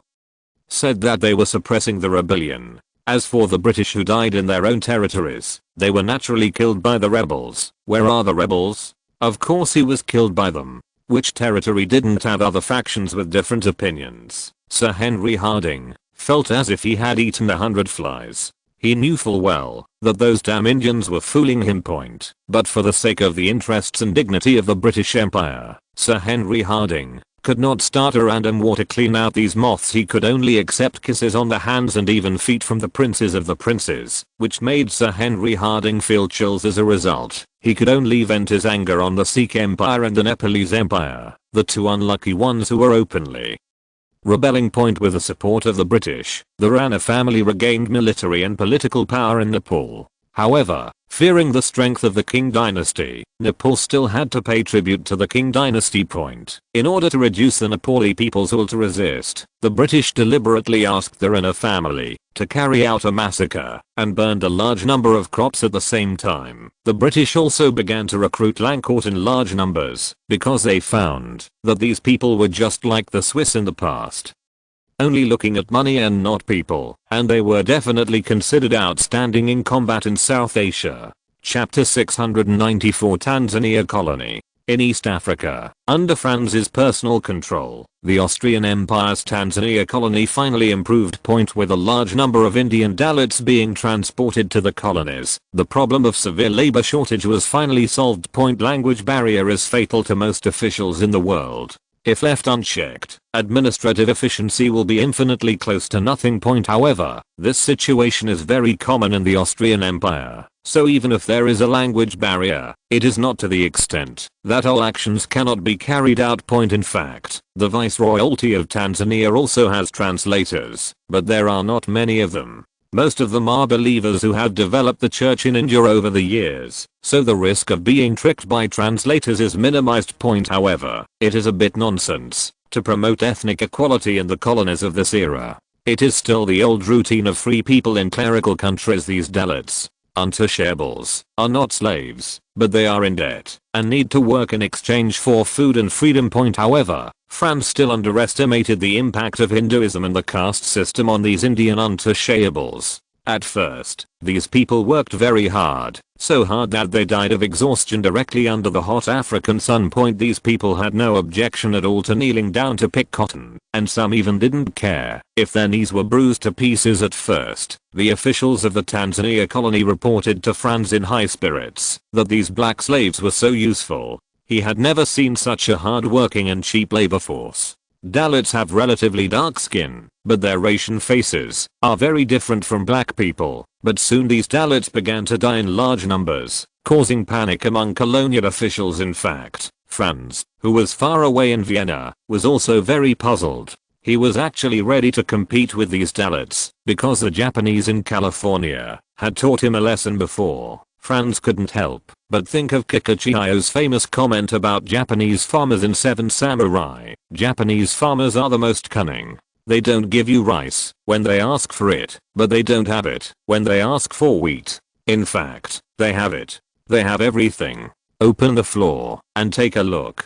If it's not underground, it's in the storage room. You will definitely find a lot of things: rice, salt, beans, wine. Go deep into the valley to see hidden rice fields. They look loyal, but are the best liars. They will lie no matter what. When there is a war, they kill the remaining soldiers and seize weapons. Listen. The so-called Japanese farmers are the stingiest, most cunning, cowardly, bad-hearted, imbecile, and murderers. Franz initially planned to use the Japanese to supplement the labor force in low-end industries, and farming was their old profession. Franz felt that there would be no problem if he was a professional counterpart. Ask yourself whether it is transporting by sea or supplying food rations. These Japanese immigrants have not been treated badly at all.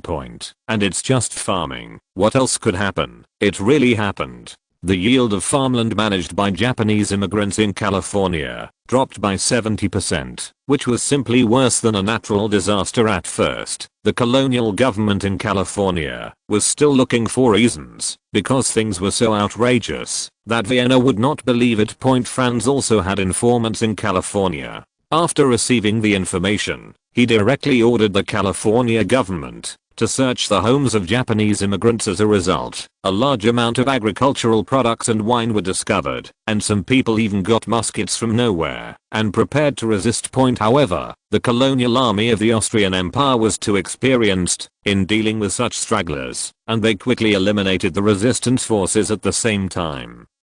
Because the agricultural areas of California are all Great Plains, the Japanese could not escape, even if they wanted to. They could only be chased and killed by the cavalry after their physical strength was exhausted. In the end, the harvest season turned into a blood sacrifice. More than 15,000 Japanese immigrants were killed, but Franz discovered a new use for Japanese immigrants in East Africa. Franz also did not expect these Dalits to be any better than the Japanese. But the news from Tanzania surprised him. The Austrian colonists in Tanzania had no choice but to divide them into several groups and then use half-day work and half-day rest to reduce labor deaths. Eventually, the church's investigative team found out the truth.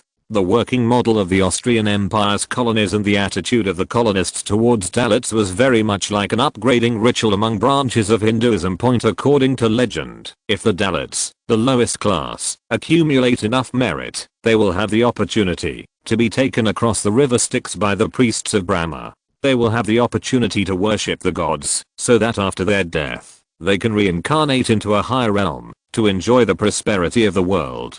Dalits are normally not allowed to worship gods, that's right, it's just a reward for their hard work, which makes these people mistake Tanzania for Paradise Point. But not all Dalits have this belief. Only the untouchables in the Kaleka region have such legends. However, Franz was not prepared to use these people to death. Although transportation from India to Tanzania was convenient, it was not in line with his philosophy. These Dalits are easy to control and have no self-respect at all. They do whatever the officials of the Tanzanian colony tell them to do. Hendrive and Amir's learning ability has greatly affected the local black people. Hendrive and Amir would have jumped up and cursed if he had not been paralyzed by the work efficiency of these Dalits. Dalits soon got used to the life in East Africa. The heat here, coupled with the strong sunshine, would easily cause sunburn or even heat stroke and dehydration to white Europeans. However, this is nothing to the Dalits who live in harsh environments all year round. In fact, the temperature in southern India is much higher than that in Tanzania, with summer temperatures above 40 degrees all year round. In comparison, their time in Tanzania was as relaxing as a vacation for these Dalits. The most important thing is that they can't finish the rice they won't be able to eat in their lifetime. Austrians rarely eat rice, and they eat it as a vegetable, so this makes it cheaper for Dalits. It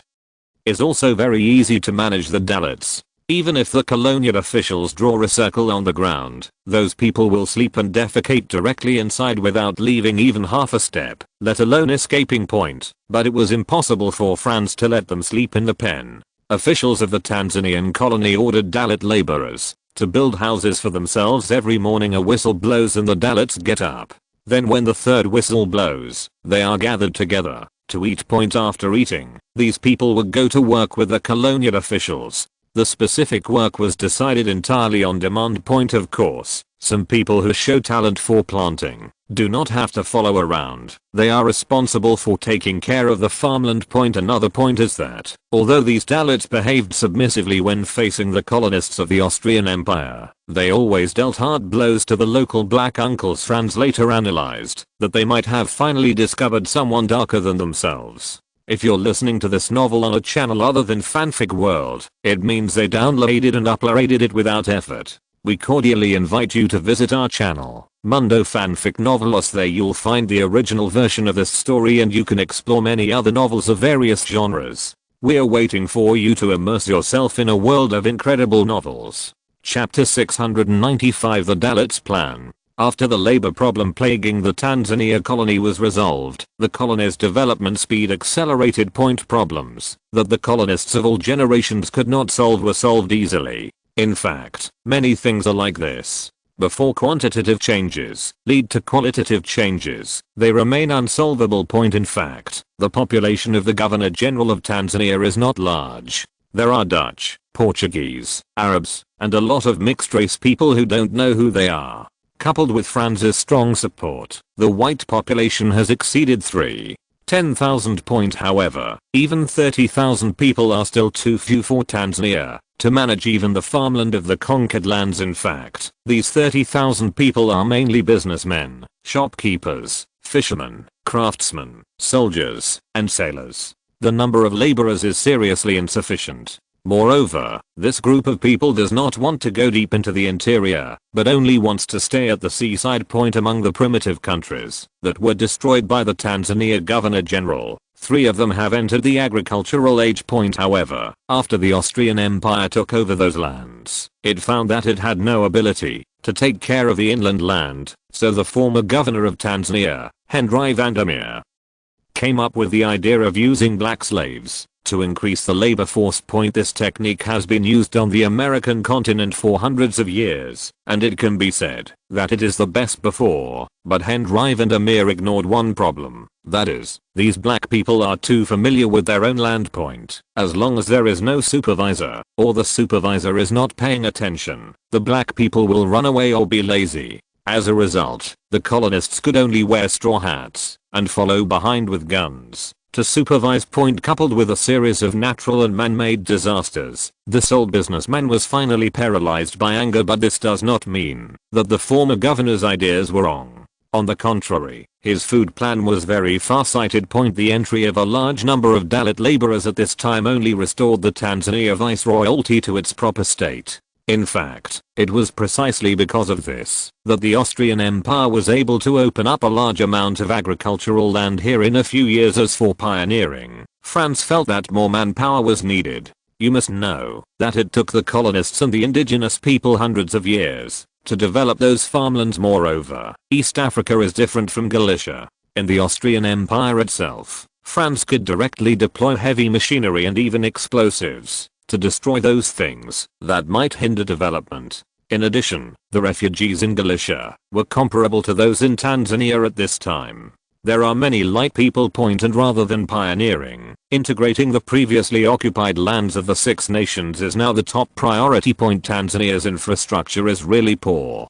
To develop it, there must at least be roads connecting these areas with Bagamoyo on the seaside. In addition, in order to adapt to the development of the times, France is also preparing to build a new city, which is Sandland Port. This city was later the capital of Tanzania and the largest port in the country. At this time, it was still a small fishing village called Mzizima. The original residents of the area were the Kutu people of the Magoro Kingdom, but with the establishment of the Tanzania Viceroyalty of the Austrian Empire, tragic wars broke out among the surrounding indigenous kingdoms for survival. Coupled with the opportunistic sneak attack by the Oman Empire, Mzizima at this time had been abandoned. After dealing with a wandering tribe occupying the Magpie's Nest, Beni Urban led the colonial soldiers into the village. In fact, usually as an assistant to the governor, he should explore the terrain by boat, because Sandland Port is a port city. But this time Beni Urban also had a mission to build roads. That's right, Franz not only needs sea access, he also needs land access. In fact, in addition to strengthening the control of coastal areas, he is also preparing to build railways. However, with Tanzania's level of development at this time, railways are no longer a possibility. Everything has to be shipped from Europe. Unless the Suez Canal is opened, the cost will be too high to be of practical significance. Although Beni Urban has a white face, he is a native of Tanzania, so he knows all the tribes living there. But this tribe that occupied Sandland Port was something he had never seen before. In addition, along the way he discovered that the indigenous people who had been defeated and fled had returned. This is very unusual, because both the Austrian army and the slave-catching team of the Oman Empire are like natural disasters to the indigenous people. Theoretically speaking, it is impossible for the indigenous residents who have escaped to come back. Although some kingdoms have evolved the most primitive agricultural civilization, the main resource of almost every country is its own herd.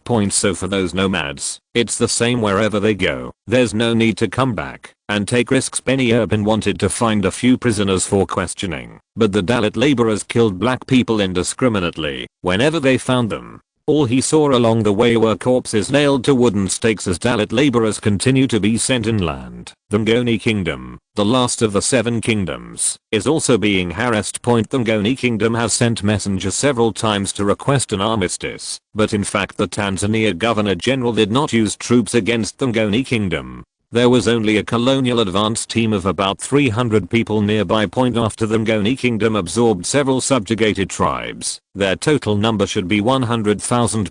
However, what Beni Urban and Henry van der Merwe in Bagamoyo did not expect was that the advance team also included nearly 4,000 Dalit workers. In fact, the Governor General of Tanzania did not distribute weapons to Dalits in order to prevent them from rebelling. Only the leader of each group had an old-fashioned matchlock gun for self-defense. The group here is 100 people. After all, there are many ferocious beasts in East Africa, and there are also many wandering black people. These guys who have lost their homes are more terrifying than the beasts. Many white colonists were killed by these stragglers for the colonial army. Frontal combat was not scary. What was scary was that at night, poisonous insects, beasts, and black people were more terrifying than the last. The job of the colonial army advance team is to protect these Dalit workers, allow them to resume local agricultural production, and prevent them from escaping. They are also responsible for guarding and distributing supplies. You must know that food and medicine will not fall from the sky, and food grown on the ground will not mature immediately.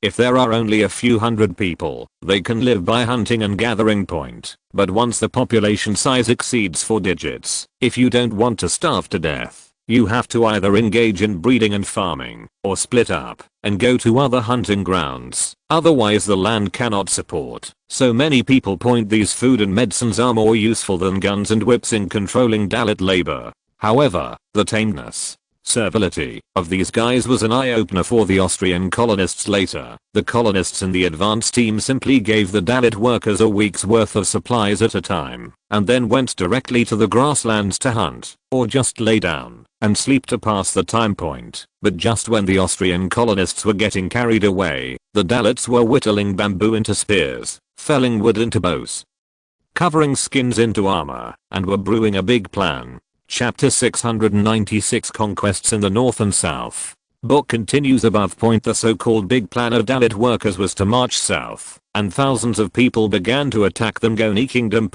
Although Ngoni is called a kingdom, it is actually an alliance composed of hundreds of tribes. Therefore, when Dalit workers launched an attack, it was difficult for one side to watch from all sides. When the Dalit army invaded the territory of a certain tribe and started killing and looting everywhere, other Ngoni tribes were waiting for the attackers to leave so that they could grab something. In this way, the Dalit army wiped out more than a dozen tribes in a row, leaving the northern border of the Ngoni kingdom in a state of chaos. Only then did the Elders' Council get the news. At this time, disagreements occurred within the Presbyterian Church. Some people advocated the elimination of the invaders, some advocated giving up the northern territory, and some advocated seeking peace. The chiefs of the Ngoni Council of Elders quarreled endlessly, and in the end they all clapped their heads and said they might as well do their own thing. On one side, the remaining tribes in the north fled. On the other side, the hastily formed Ngoni army headed to the front line to prepare for a decisive battle with the Dalit invaders. There was also a group of people who took a boat to Bagamoyo to find peace with the Austrians. In fact, due to the previous wars, almost all the chiefs of Ngoni did not feel that they could defeat the Austrian army. After all, the most powerful kingdom of Weijin only lasted less than a week, or more precisely, 3 days, but that was Friedrich's Marine Corps, which was considered elite even in Europe. Tanzania's colonial army, except for those from Austria, actually did not have very high combat effectiveness. Also, by the way, the Ngoni kingdom actually has a musketeer team. But the firearms level of this group of guys is far inferior to that of the Indians on the American continent next door. Africans believe that guns are witchcraft, and whether they hit the target or not depends entirely on faith. As a result, the following scene occurred when the two parties encountered each other. The two sides were 500 or 600 meters away, and Ngoni's black soldiers began the first round of shooting. About 2 minutes later, the indigenous people started the second round of shooting, and another 2 minutes later, after the third round of shooting, the black indigenous people fled. How many people did the Dalit army lose after 3 rounds of shooting of hundreds of people? The answer is almost none. Because whether it was the Dutch or the Austrians, the guns sold to the indigenous people were the oldest and most worn out garbage. Moreover, the black natives lack training, and what is even more frightening is that they do not aim at all. In addition, it is a miracle that they can hit from a distance of several hundred meters. Most of the people in the Ngoni kingdom who went to fight the Dalits were from the southern tribes, so they were not familiar with the situation in the north, and were often ambushed by the attacking Dalits in close combat. The advantages of the old-fashioned matchlock gun are not obvious, and sometimes they are not even as useful as a shovel.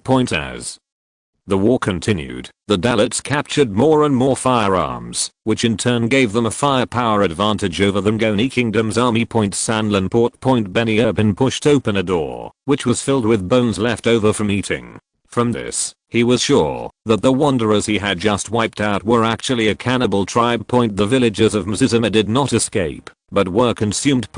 But the problem arises again. This kind of terrifying cannibal tribe usually does not come to the seaside. Most of them live inland, or in the rainforest. What brought them to the territory of the Viceroyalty of Tanzania? Beni Urban suddenly had a bad premonition. Either the southern kingdom of Malawi was heading north again, or a tribe more terrifying than the white people had appeared in the interior. Thinking of this, he decided to write a letter to France first, and then send more reinforcement from Bagamoyo. After all, if the Kingdom of Malawi was conducting the northern expedition, then Port Saddlen would be the frontline point. Benny Irving expressed great doubts about the combat effectiveness of the colonial army. He hoped that Archduke Friedrich could come again with his fleet. Point. No matter how powerful the army of the Kingdom of Malawi is, it will disappear in front of that invincible army. Point. In fact, Benny Irving overestimated the Kingdom of Malawi. At this time, the Kingdom of Malawi was a shell, completely supported by the Portuguese, and their so-called royal family did not even have a talker, not to mention the northern expedition to Tanzania. They would be conquered by the British with a piece of paper in a few years. However, a proud man did appear in the interior of East Africa.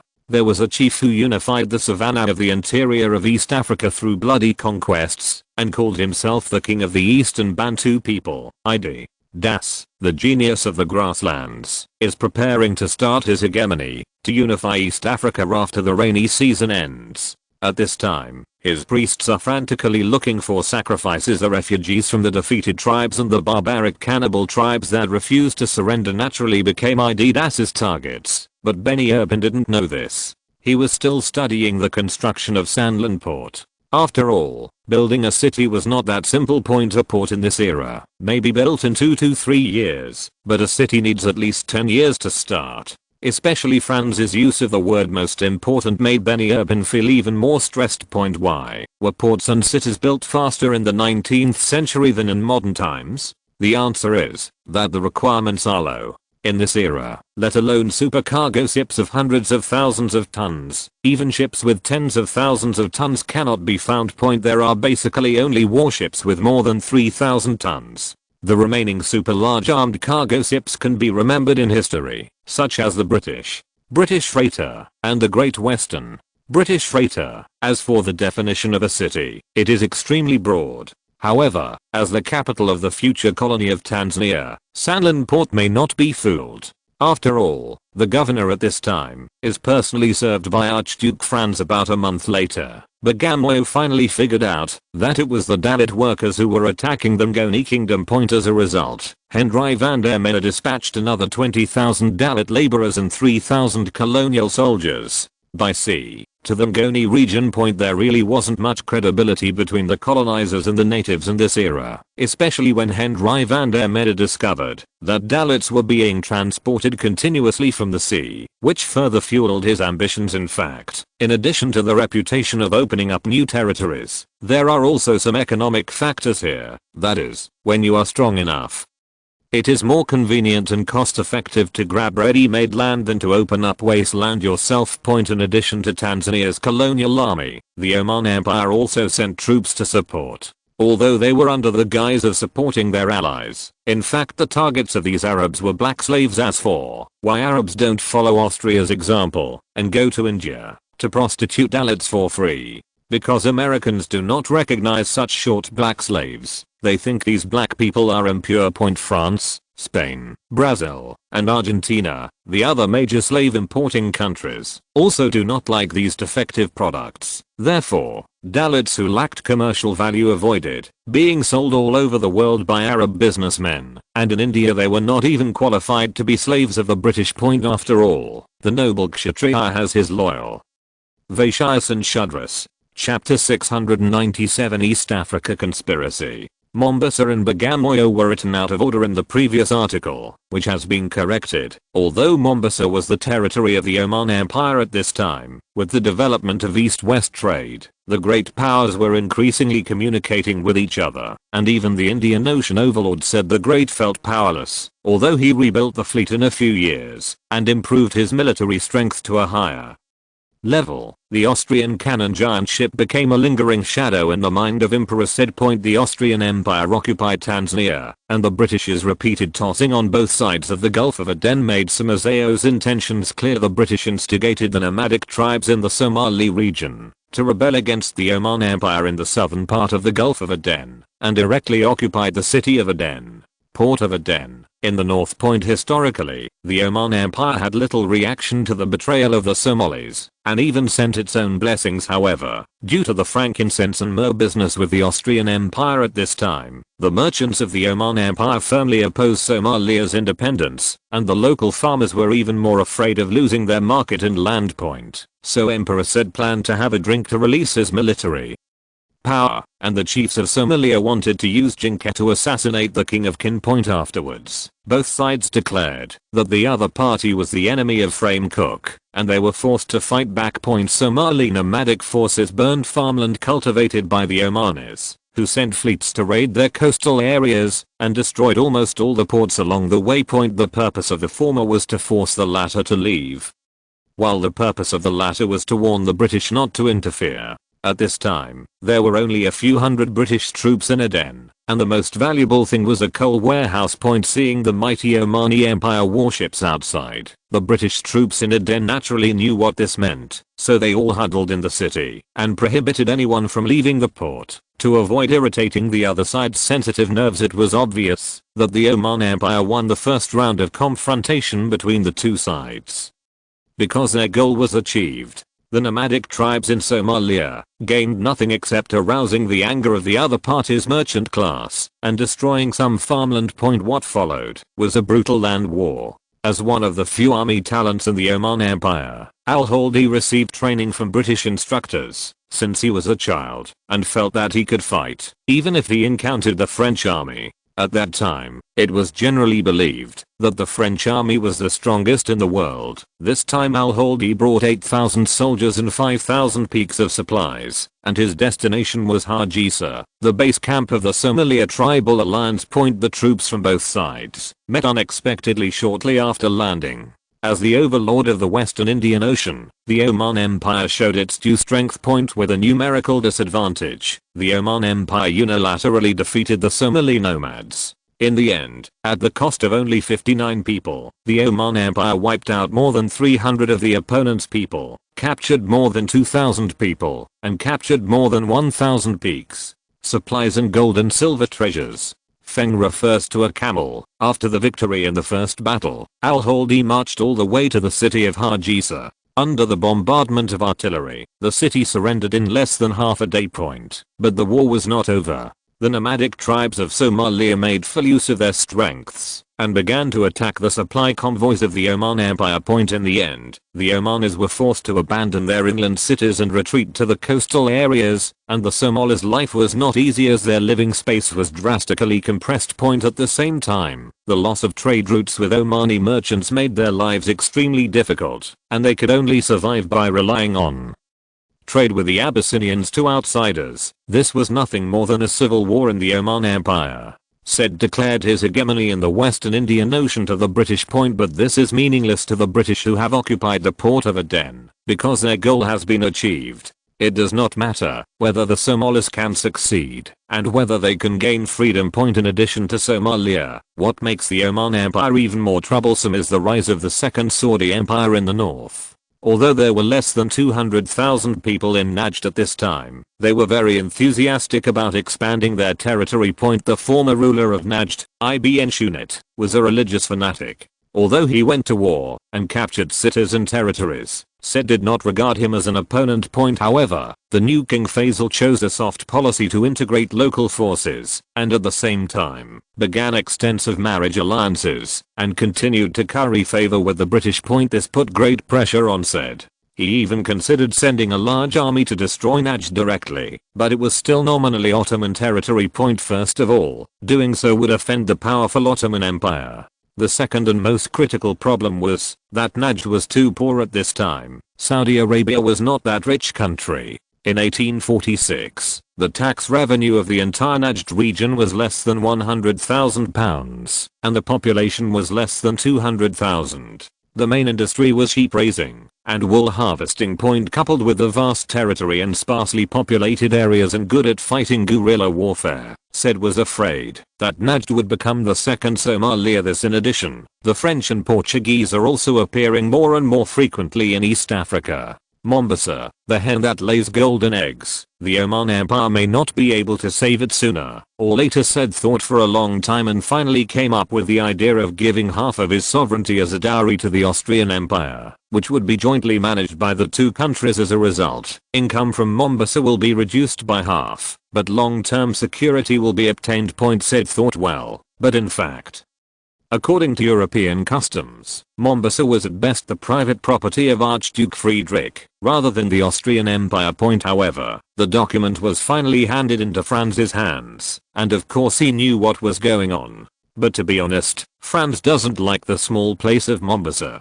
After all, its port size is limited, and the upper limit is to low point. Whether it is Bagamoyo or Sanlan Port, the ultimate goal is to replace Mombasa's position at this time. There is also this gift that seems to be a loss of blood for the other party, but actually contains a murderous intention. Because once the Austrian Empire accepted this gift, it would be equivalent to shouldering the burden of dealing with the great powers for the Oman Empire.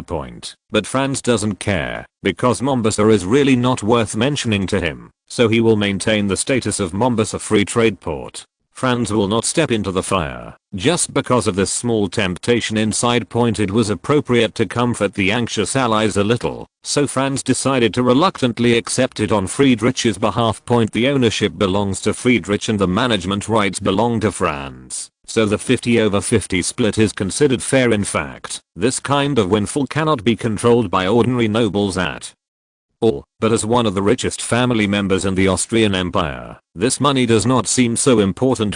Friedrich's handling of this money was to transfer it directly to naval expenditures, which Franz very much agreed with. The marshal spent his own money to build warships. I admire him. I admire him. Franz also wrote a letter to Said, telling his ally how to get out of the situation. That is, have more children and more land. Although this is a meaningless statement in the eyes of many people, in the eyes of Said, it is a golden word. In fact, the population of the Oman Empire is too small, and 2/3 of it is slaves. If the Oman Empire can directly immigrate 300,000 people to Somalia, does it still need to fear the threat of nomadic tribes? Just kill all the enemies and you can sit back and relax. The same is true for threats from Nejd and foreign powers. All fears come from insufficient population. Then in return, the Austrian Empire would support the Oman Empire in colonizing the Kingdom of Meroe. The Great Lakes region of the Kingdom of Malawi was one of the richest areas in East Africa at this time, but the price was worth it. In order to firmly tie the Oman Empire to its own chariot. At this time, the Austrian Empire did not yet have a navy strong enough to defend its colonies, so even if it was arrogant, it had to have a good relationship with the overlord of the Western Indian Ocean. In Bagamoyo, taking advantage of the monsoon and ocean currents, ships full of Dalit laborers arrived and then transported sisal, animal skins, bushmeat, and grain, goods that no one wanted in Tanzania. Although bushmeat was banned in the colonies of the Austrian Empire, the unique tasting food was a favorite among Indian princes. Mysterious jungle meat paired with secret curry and a bowl of fragrant Ganges water. This is the luxurious and decadent life of Indian princes. In addition, due to the sudden war, prices in the Indian subcontinent have skyrocketed. Among them, food prices have risen the most. The reason is that it is hard currency. In addition, the British reinforcement coming from all directions require a large amount of supplies, so the price of food in India this year is higher than that of the Oman Empire and Abyssinia. With the arrival of a large number of workers, crop yields in Tanzania will further increase. In the next 5 years, the development of the coastal area and the original Seven Kingdoms ruins will be completed, and then it will advance inland. However, this kind of trade between the Viceroyalty of Tanzania and India cannot last long, because the resources of the two sides overlap very seriously. But fortunately, they can complement each other in the Southeast Asian region and the Far East. It has introduced more than 80,000 workers in less than a year, which is already a very good result. We must know that on the route from the California colonies to Japan, the number of merchant ships was 7 times that of the Western Indian Ocean region, but only 50,000 laborers were introduced to California itself, and nearly 20,000 of them died. The price of labor sold by the shogunate was very cheap, but the freight was really high, so the loss in California this time was not small. Returning to the Tanzania colony, With the further increase of Dalit labor and the introduction of the colonial government's black policy to control Black Point, the black uncles and small animals in Tanzania were devastated. Some European scholars commented that the Indians during the colonial period only worked and did not eat meat. In fact, except for some vegetarians, the main reason was that they could not eat. Remove the meat point. The attitude of the Tanzania colony towards these Dalit workers is close to free-range status. Coupled with the small animals running around on the African savanna point, this resulted in a catastrophe for Tanzania's natural ecology. The Dalits slaughtered small animals much more efficiently than the indigenous black people, almost to the extent of Operation Disc Point. The indigenous people who had lost their tribal protection were even more devastated, but it also solved the black refugee problem that had been plaguing the colonies. Otherwise, the colonial people would have to hire umbrella soldiers every time they went out. This was not only wasteful, but also reflected the incompetence of local officials. Then there is the issue of infrastructure. Otherwise, every rainy season is a reshuffle, with roads randomly rearranged or farmland flattened, and several large rivers randomly rerouted every year to roam freely on the Great Plains. But soon, even more disgusting news reached Vienna. A grassland king emerged from the interior of East Africa, claiming to be the king of 3 million Eastern Bantu people, and preparing to launch an army to the East Point. The destination happened to be the Tanzania colony of the Austrian Empire. Franz didn't think that the other party could really produce millions of natives to fight him. But this was an event that did not exist in history, which made Franz very angry. He didn't know if something weirder would happen after he destroyed this tribe. However, this matter still needs to be taken seriously. 3 million is naturally impossible, but theoretically there should be 2 or 3 million subordinates. Then half of the old, weak, women and children who cannot be beaten will be removed, and half of the logistics and management personnel will be removed. 70 or 80,000. This is already the biggest challenge the Austrian Empire faces in Africa. Although we have encountered countries with larger numbers before, the mobilization ability of primitive farming civilization is far inferior to that of nomadic people. After all, the latter can mobilize all the people. Franz felt that adding 5,000 troops would be a sign of respect for the other party. On the other hand, the reason why the Dalit workers suddenly went to war with the Ngoni kingdom was found. It was a missionary who took advantage of the opportunity to treat illnesses and save people. He took the opportunity to preach to Dalit workers and then randomly picked an imaginary enemy, which resulted in a war. This is one of the consequences of the abuse of religious power. It doesn't matter that Ngoni is an indigenous kingdom. What if one day these people suddenly go to attack the colonies of the British Empire? Treating illnesses and rescuing people is a powerful tool for missionary work, and one of the essential skills for missionaries. No matter in what era, life and health are extremely important things, and even today, people still flock to them. Especially for malaria, a terminal disease that seemed incurable at the time. Both recipients and onlookers were greatly shocked. What is more intuitive is surgery, among which cataract surgery is regarded as a magical skill. The first cataract surgery recorded in Western history was in 1745. However, cataract surgery in this era had strict requirements for both the recipient and the operator. After all, it was not possible for ordinary people to perform my surgery without anesthesia. Those who can do it must be at the level of a famous general. Fortunately, Austria developed laughing gas anesthesia. At the same time, due to the introduction of the concept of disinfection and sterilization, coupled with the accumulation of a lot of experience in colonial areas, the success rate of surgery and postoperative survival rate have been greatly increased. The huge shock and contrast can easily make people worship it. Even people who do not believe in ghosts and gods will have strong curiosity, and then sink step by step without finding any evidence to refute it. In addition, I have to say that the fighting power of the black indigenous people is really not good enough. Even the third-rate colonial army can defeat the Ngoni kingdom, the largest in Tanzania at this time. Sanlangang port is ready for use after a few months of renovation.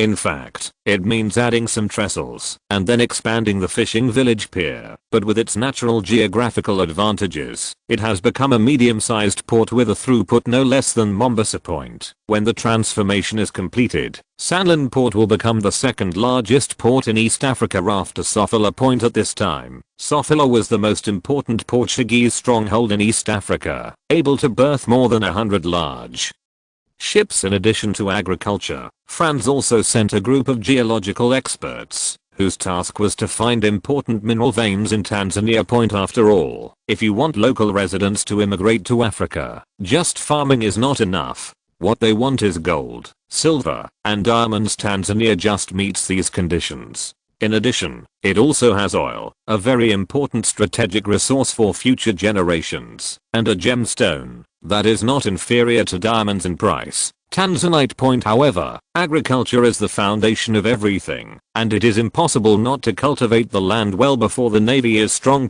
I will write something else tomorrow. I feel like not many people read about East Africa. Chapter 698. Sad Louis Philippe. Paris. Toula is palace. At this time, France was being tortured by potato late blight and cholera, and news of the Great Colonial Rebellion reached Paris. Louis Philippe didn't understand why some people were dissatisfied with him. His life was so simple, with only 8 servants serving him in the morning. You must know that Louis XVI had 16 servants. The legend about the 16 servants is more discredited, because the French royal family was very financially strapped at the time. Why don't the French people commemorate his great achievements in opening up new territories? Why not be proud of the obelisks and statues that stand on Place de la Concorde? Place de la Concorde was originally known as Place Louis XV, but was renamed Place de la Revolution during the French Revolution, also known as the execution ground. Louis XVI, Danton, and Robespierre, these 3 men who once controlled the fate of France, died at the hands of the same executioner, and in the same square. Later, the restoration of the Bourbon dynasty renamed it Place de la Concorde. The obelisk on the Place de la Concorde was given by the governor of Egypt, Muhammad Ali, and the giant statue was given by the former governor of Texas, still in Arkham prison. Although Louis Philippe tried his best to appear more bourgeois, he actually liked to name some land and buildings after himself. For example, the newly built ballroom in the Palace of Fontainebleau was named Louis Philippe Promenade. However, due to its poor taste, it was often ridiculed by the upper class as the Wild Boar Gallery, and it even became a hot topic in major salons in Paris. Although Louis Philippe forbade his wife and daughters to wear jewelry in public, every public appearance the family made was described as an exhibition of extravagance. Since the birth of Jesus, royal travels throughout ancient and modern times have never been so grand and luxurious. Paris. Journal. France's new Louisiana colony took advantage of the Mexican-American War to annex nearly 600,000 square kilometers of land in New Mexico south of 37° north latitude. But what troubled Louis Philippe was that instead of rising, taxes throughout the new Louisiana territory began to fall. At the same time, the Texans who had given him a statue began to raise a flag against France. To Louis Philippe, these people were just as capricious as the Egyptians had been. The most disgusting thing is that France's invincible army also rebelled with the farmers. Louis Philippe and his Orleans faction hated soldiers, but they lacked enough courage and courage. As a result, a very strange phenomenon emerged, that is, no matter what happened, it had nothing to do with the top brass of the military. So the Bonapartists turned a deaf ear to what was happening in New Louisiana, Texas, at this time, and Secretary of War Alexander Morin only knew to keep asking for military spending. The reason of the Minister of War is simple. France has suffered losses in several previous conflicts. What does this prove? Of course there is not enough military investment. Apart from other things, we must first establish a standing army of 1 million people. I don't believe that the German Confederation can still win. Alexander Morin's imaginary enemy has always been the entire Germany. At this time, all the participating countries of the entire German Confederation can only muster an army of 1 million people at full cost. It is true that Louis Philippe does not understand military affairs, but a standing army of 1 million is really beyond common sense. He wanted Prime Minister Salt to deal with the Minister of War who was causing trouble, but the old Prime Minister just wanted to retire honorably and turned a blind eye to His Majesty the King, since in addition to the army, the navy is also a gold-eating behemoth. Minister of the Navy Ange de Marcaux requested that all the old sail battleships of the French Navy be replaced with new steam battleships. Admiral Ange de Marcaux was a typical technocrat, a very good engineer who recognized the superiority of steam battleships. According to the estimation of Admiral Ange de Marcaux, as long as the French Navy can complete the refit, it will have absolute maritime superiority in the Mediterranean region, and may even break the British blockade of Gibraltar through internal and external cooperation. A powerful navy will help France travel across the seas, gain trade advantages, and occupy more colonies. But let's not talk about the sky-high renovation costs. 5 years alone is enough for the British Navy to update a batch of equipment. The most important thing is that the British are not stupid. In order to maintain their maritime hegemony, their naval strength has always been maintained at a level that no one can beat. At this time, the crazy shipbuilding plans of Austria and France had an impact on the former.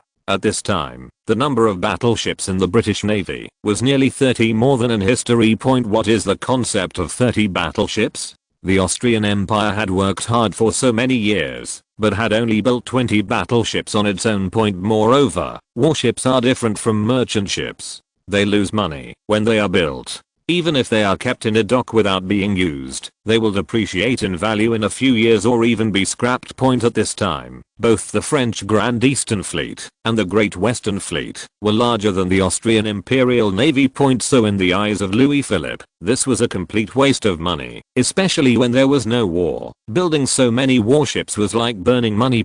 Louis Philippe looked at the old Prime Minister Soult again. The latter's eyes were dull. He just took out a small medicine bottle, poured out a few pills, and asked the servant to bring him a glass of water, and swallowed the pills. Then he drank the water in the cup in one gulp. Louis Philippe could only look at the expectant Admiral Ange de Marcaux and sighed. Now there are rebellions everywhere in and outside France, and the army cannot afford to offend them. After all, they have to rely on this group of people to put down the rebellion. But this put huge pressure on France's finances. In order to maintain huge military expenditures, the government needed to levy more taxes and occupy more colonies, and more taxes, more colonies tend to mean more wars. Of course, if France can continue to win and remain strong, then this Matryoshka game can continue to be played. But unfortunately, natural and man-made disasters continue, giving the country no chance to breathe. Similarly, the Minister of Transport did not give Louis Philippe a chance to breathe. The newly appointed Minister of Transport is 81 years old and was once a devout ascetic, the kind who whipped himself every day. Historically, this person died of infection because the bribery scandal of the previous transport secretary brought shame to the entire government. This time the incorruptible was replaced. Eckhart de Rare had no children or lovers and was a highly respected man. Louis Philippe thought he had found a mascot, but even outsiders recognized the importance of railroads after Eckhart de Rare took office. At the age of 81, he inspected all the railways and waterways in France. The conclusion reached is that if the railway is not repaired, it will be difficult for France to prosper. He vowed to God that he would build 10,000 kilometers of railways in France, and Louis Philippe would naturally have to find a way to fund this. The overwhelming bad news even made Louis Philippe think that some disaster might be about to happen. Chapter 699 Layout. Just when the French north of the Pyrenees were tortured to death by floods, Spain encountered a severe drought rare in a century. Continuous abnormal droughts dried up rivers and lakes, and the Spaniards, who had finally ended the war, took up arms again. Water resources are scarce, crops are withering, and people and livestock are dying from heat. In this country that is still dominated by agriculture, such a natural disaster is like the end of the world. At this time, the Spanish Regency Council was composed of a group of businessmen and a group of business-oriented priests. In the face of natural disasters, they only cared about whether they could collect the autumn taxes. As for what to do, the Kingdom of Spain has been doing this for hundreds of years. Wouldn't it be nice to drink a cup of hot coffee in the ice cellar? The Queen Regent only cared about hanging out with her lovers, while Isabel II, who was still underage, had been completely brainwashed by the magicians, and became a fanatical religious person.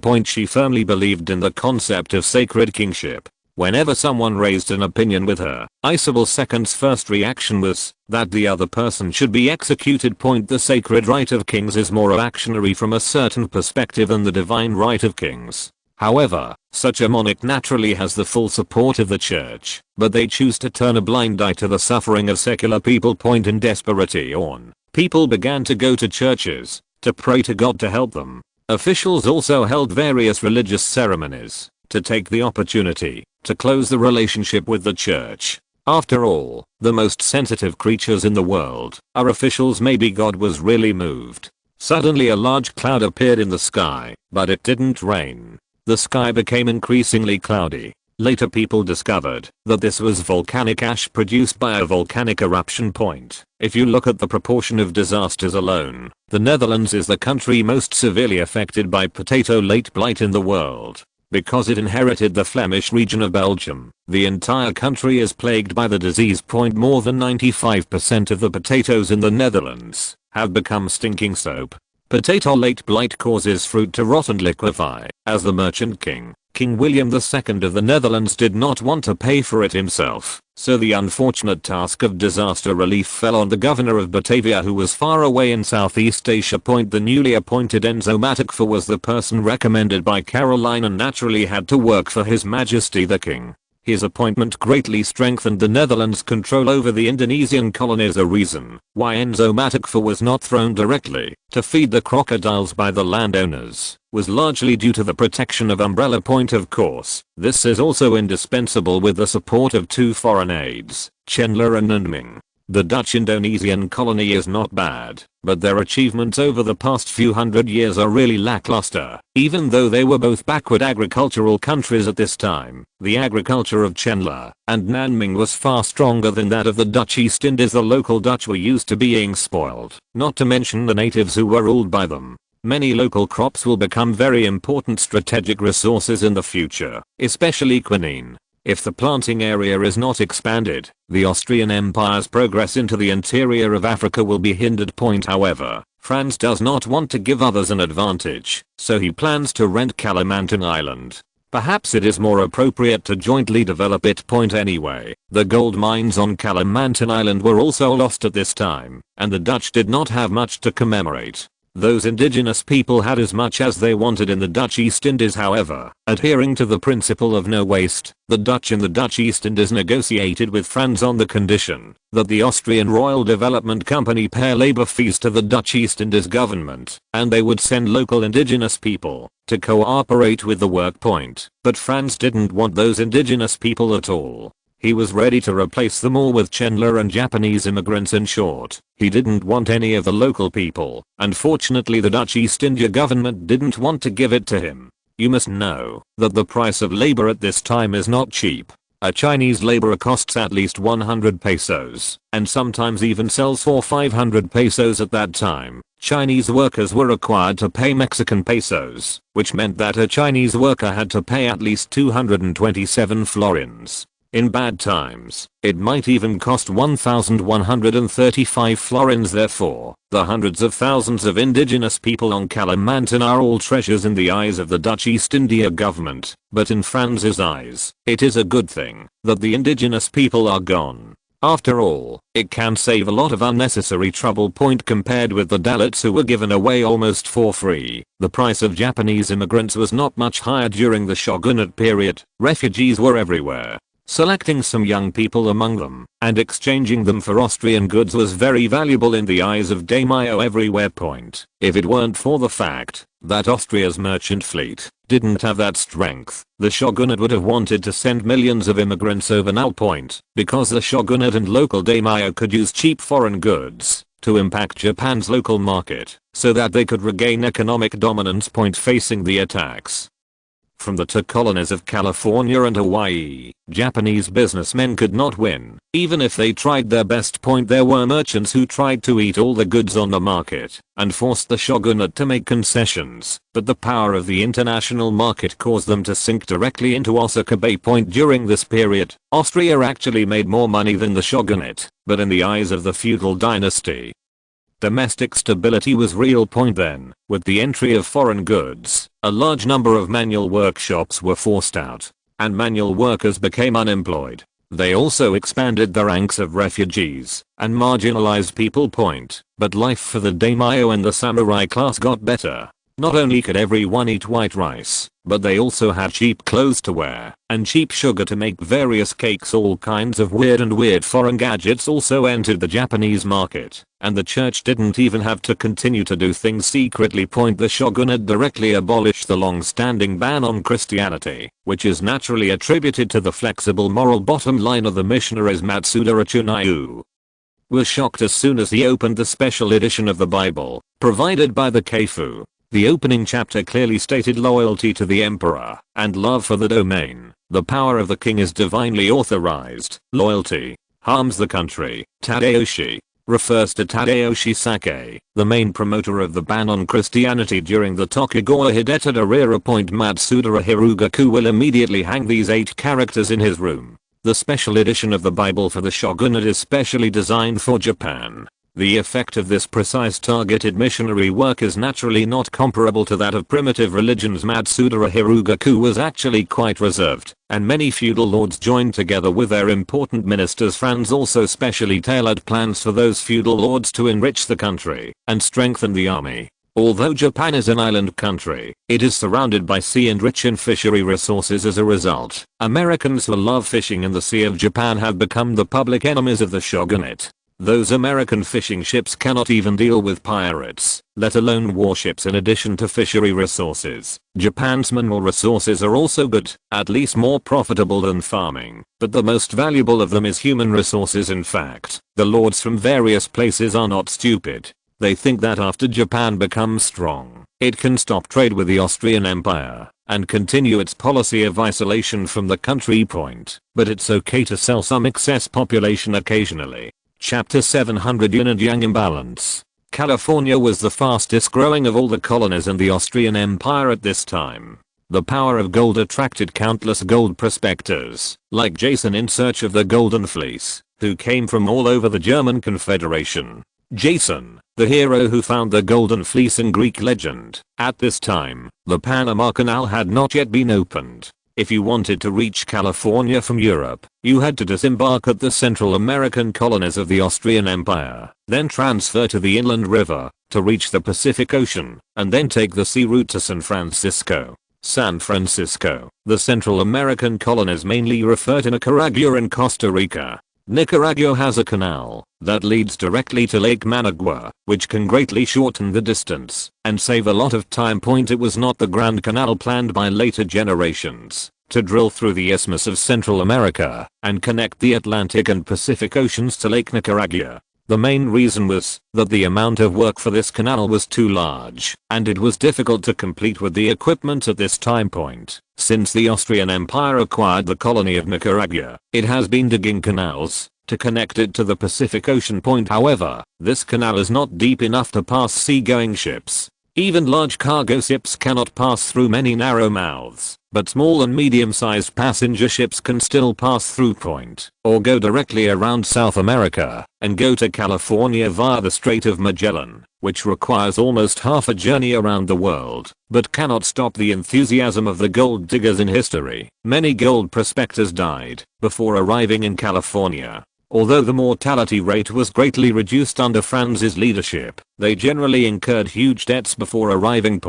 Because whether you choose to bypass South America or take a shortcut through the Nicaragua Canal, you will need a lot of transportation expenses. As we all know, except for a small number of professional teams, gold diggers are usually composed of people who are not very happy with their lives, or who are about to die. Others, such as gamblers who dream of getting rich, businessmen who owe huge debts, and gangsters who want to rob and cause trouble, are not good people, but they also have one common characteristic: poverty. There is a reason why gold prospectors in history would rather cross Death Canyon than march on land. Although land is more dangerous than sea, and it will delay several months more, the cost is less than that of sea. 1/3. Even though the difference is only 3 times, many people can still afford a caravan and several horses, even if they lose their money. But one person can't afford the passage to California, even if he loses his money. In fact, most of the gold diggers couldn't even afford horses, so they used ox carts. The advantage of using oxen to pull a cart is that it can be used to pull the cart and also be used for food point, but the disadvantage is also very obvious, that is, slowness. The longer you stay in the death zone before reaching California, the more dangerous it becomes. Most of the tragedies of the gold rush era are related to the death zone point. However, Franz still provided many discounts in order to attract people to California, especially the fact that the boat tickets could be paid in installments, which made the gold diggers call it conscience. However, those gold diggers armed with simple gold mining tools only discovered, when they arrived in California, that almost all large and rich mines were included in the scope of national management, and other small mines also required fees to enter, and their rudimentary tools simply cannot compete with advanced mechanical and scientific screening processes. The machines of the so-called professional teams are even more ridiculous. Most of them are designed by laymen, so they are not practical at all. The results of these people are not even as good as those gold diggers holding simple tools. The gold in California is not fake. Many people have made money that they would never have earned in their lifetime through their own efforts, but the prices in California are not generally high.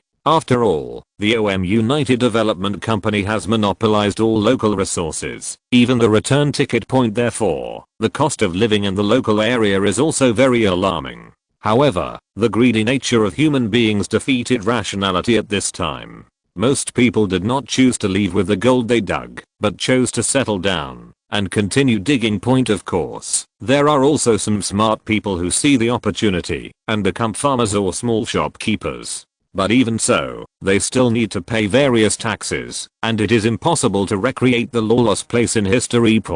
Although there are many pitfalls, life in California is still much better than life in continental Europe, which is why it attracts so many immigrants. Namibia was also a gold mining destination promoted by the Austrian Empire, and it was closer to the European continent than California. However, both the reputation of the gate to hell and the harsh natural environment make it prohibitive.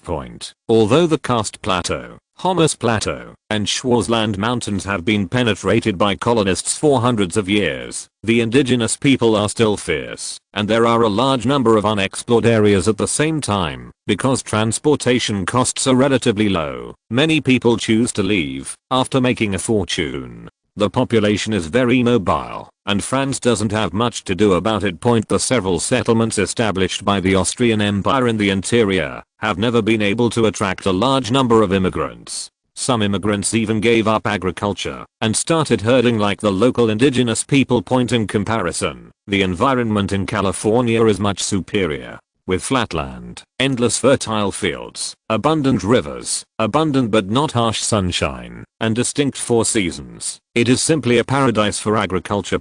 However, California, which has no worries about food and clothing and can still make a lot of money, actually has some problems. The first is the threat from the United States and France. If it were not for the barrier of the Nevada desert and mountains, the Americans' guns would have been pressed against California's forehead. The second and most important problem is the extreme imbalance in the ratio of men to women. There are less than 8,000 Hispanic natives and 25,000 Austrian Empire soldiers, 80% of whom are veterans and mercenaries recruited by umbrella company. There are 200,000 immigrants from the German region, 150,000 immigrants from Central America, 30,000 US military prisoners and surrendered soldiers, and 20,000 private soldiers of several Mexican warlords. Those who invaded California privately, and those who wanted to take advantage of the situation. There are about 50,000 Indians, 20,000 to 30,000 Mexican immigrants, and some Americans who were deceived by smugglers. The total number of gold diggers from other countries is about 20,000. Among the total population of more than 500,000, there are less than 100,000 women, which means that the male population exceeds the female population by a full 300,000. These 300,000 bachelors have brought extremely unstable influence to the local area, and at the same time, they have also spawned an industry that is more profitable than gold mining. That is one of the oldest professions of mankind. Although Mexico tried its best to cooperate, even the local Indian women were not enough. Las Novias, in which Tazanina and a group of senior Mexican officials are shareholders, has grown from one company to 50 companies in just a few years, but it still cannot meet local needs. Spanish for bride. End of this chapter. Thank you very much for reaching the end. Don't forget to like. Looking for more exclusive content and immediate access? Subscribe to our Patreon. Remember, every like, subscription, or donation encourages us to continue. Thanks to everyone. See you in the next video.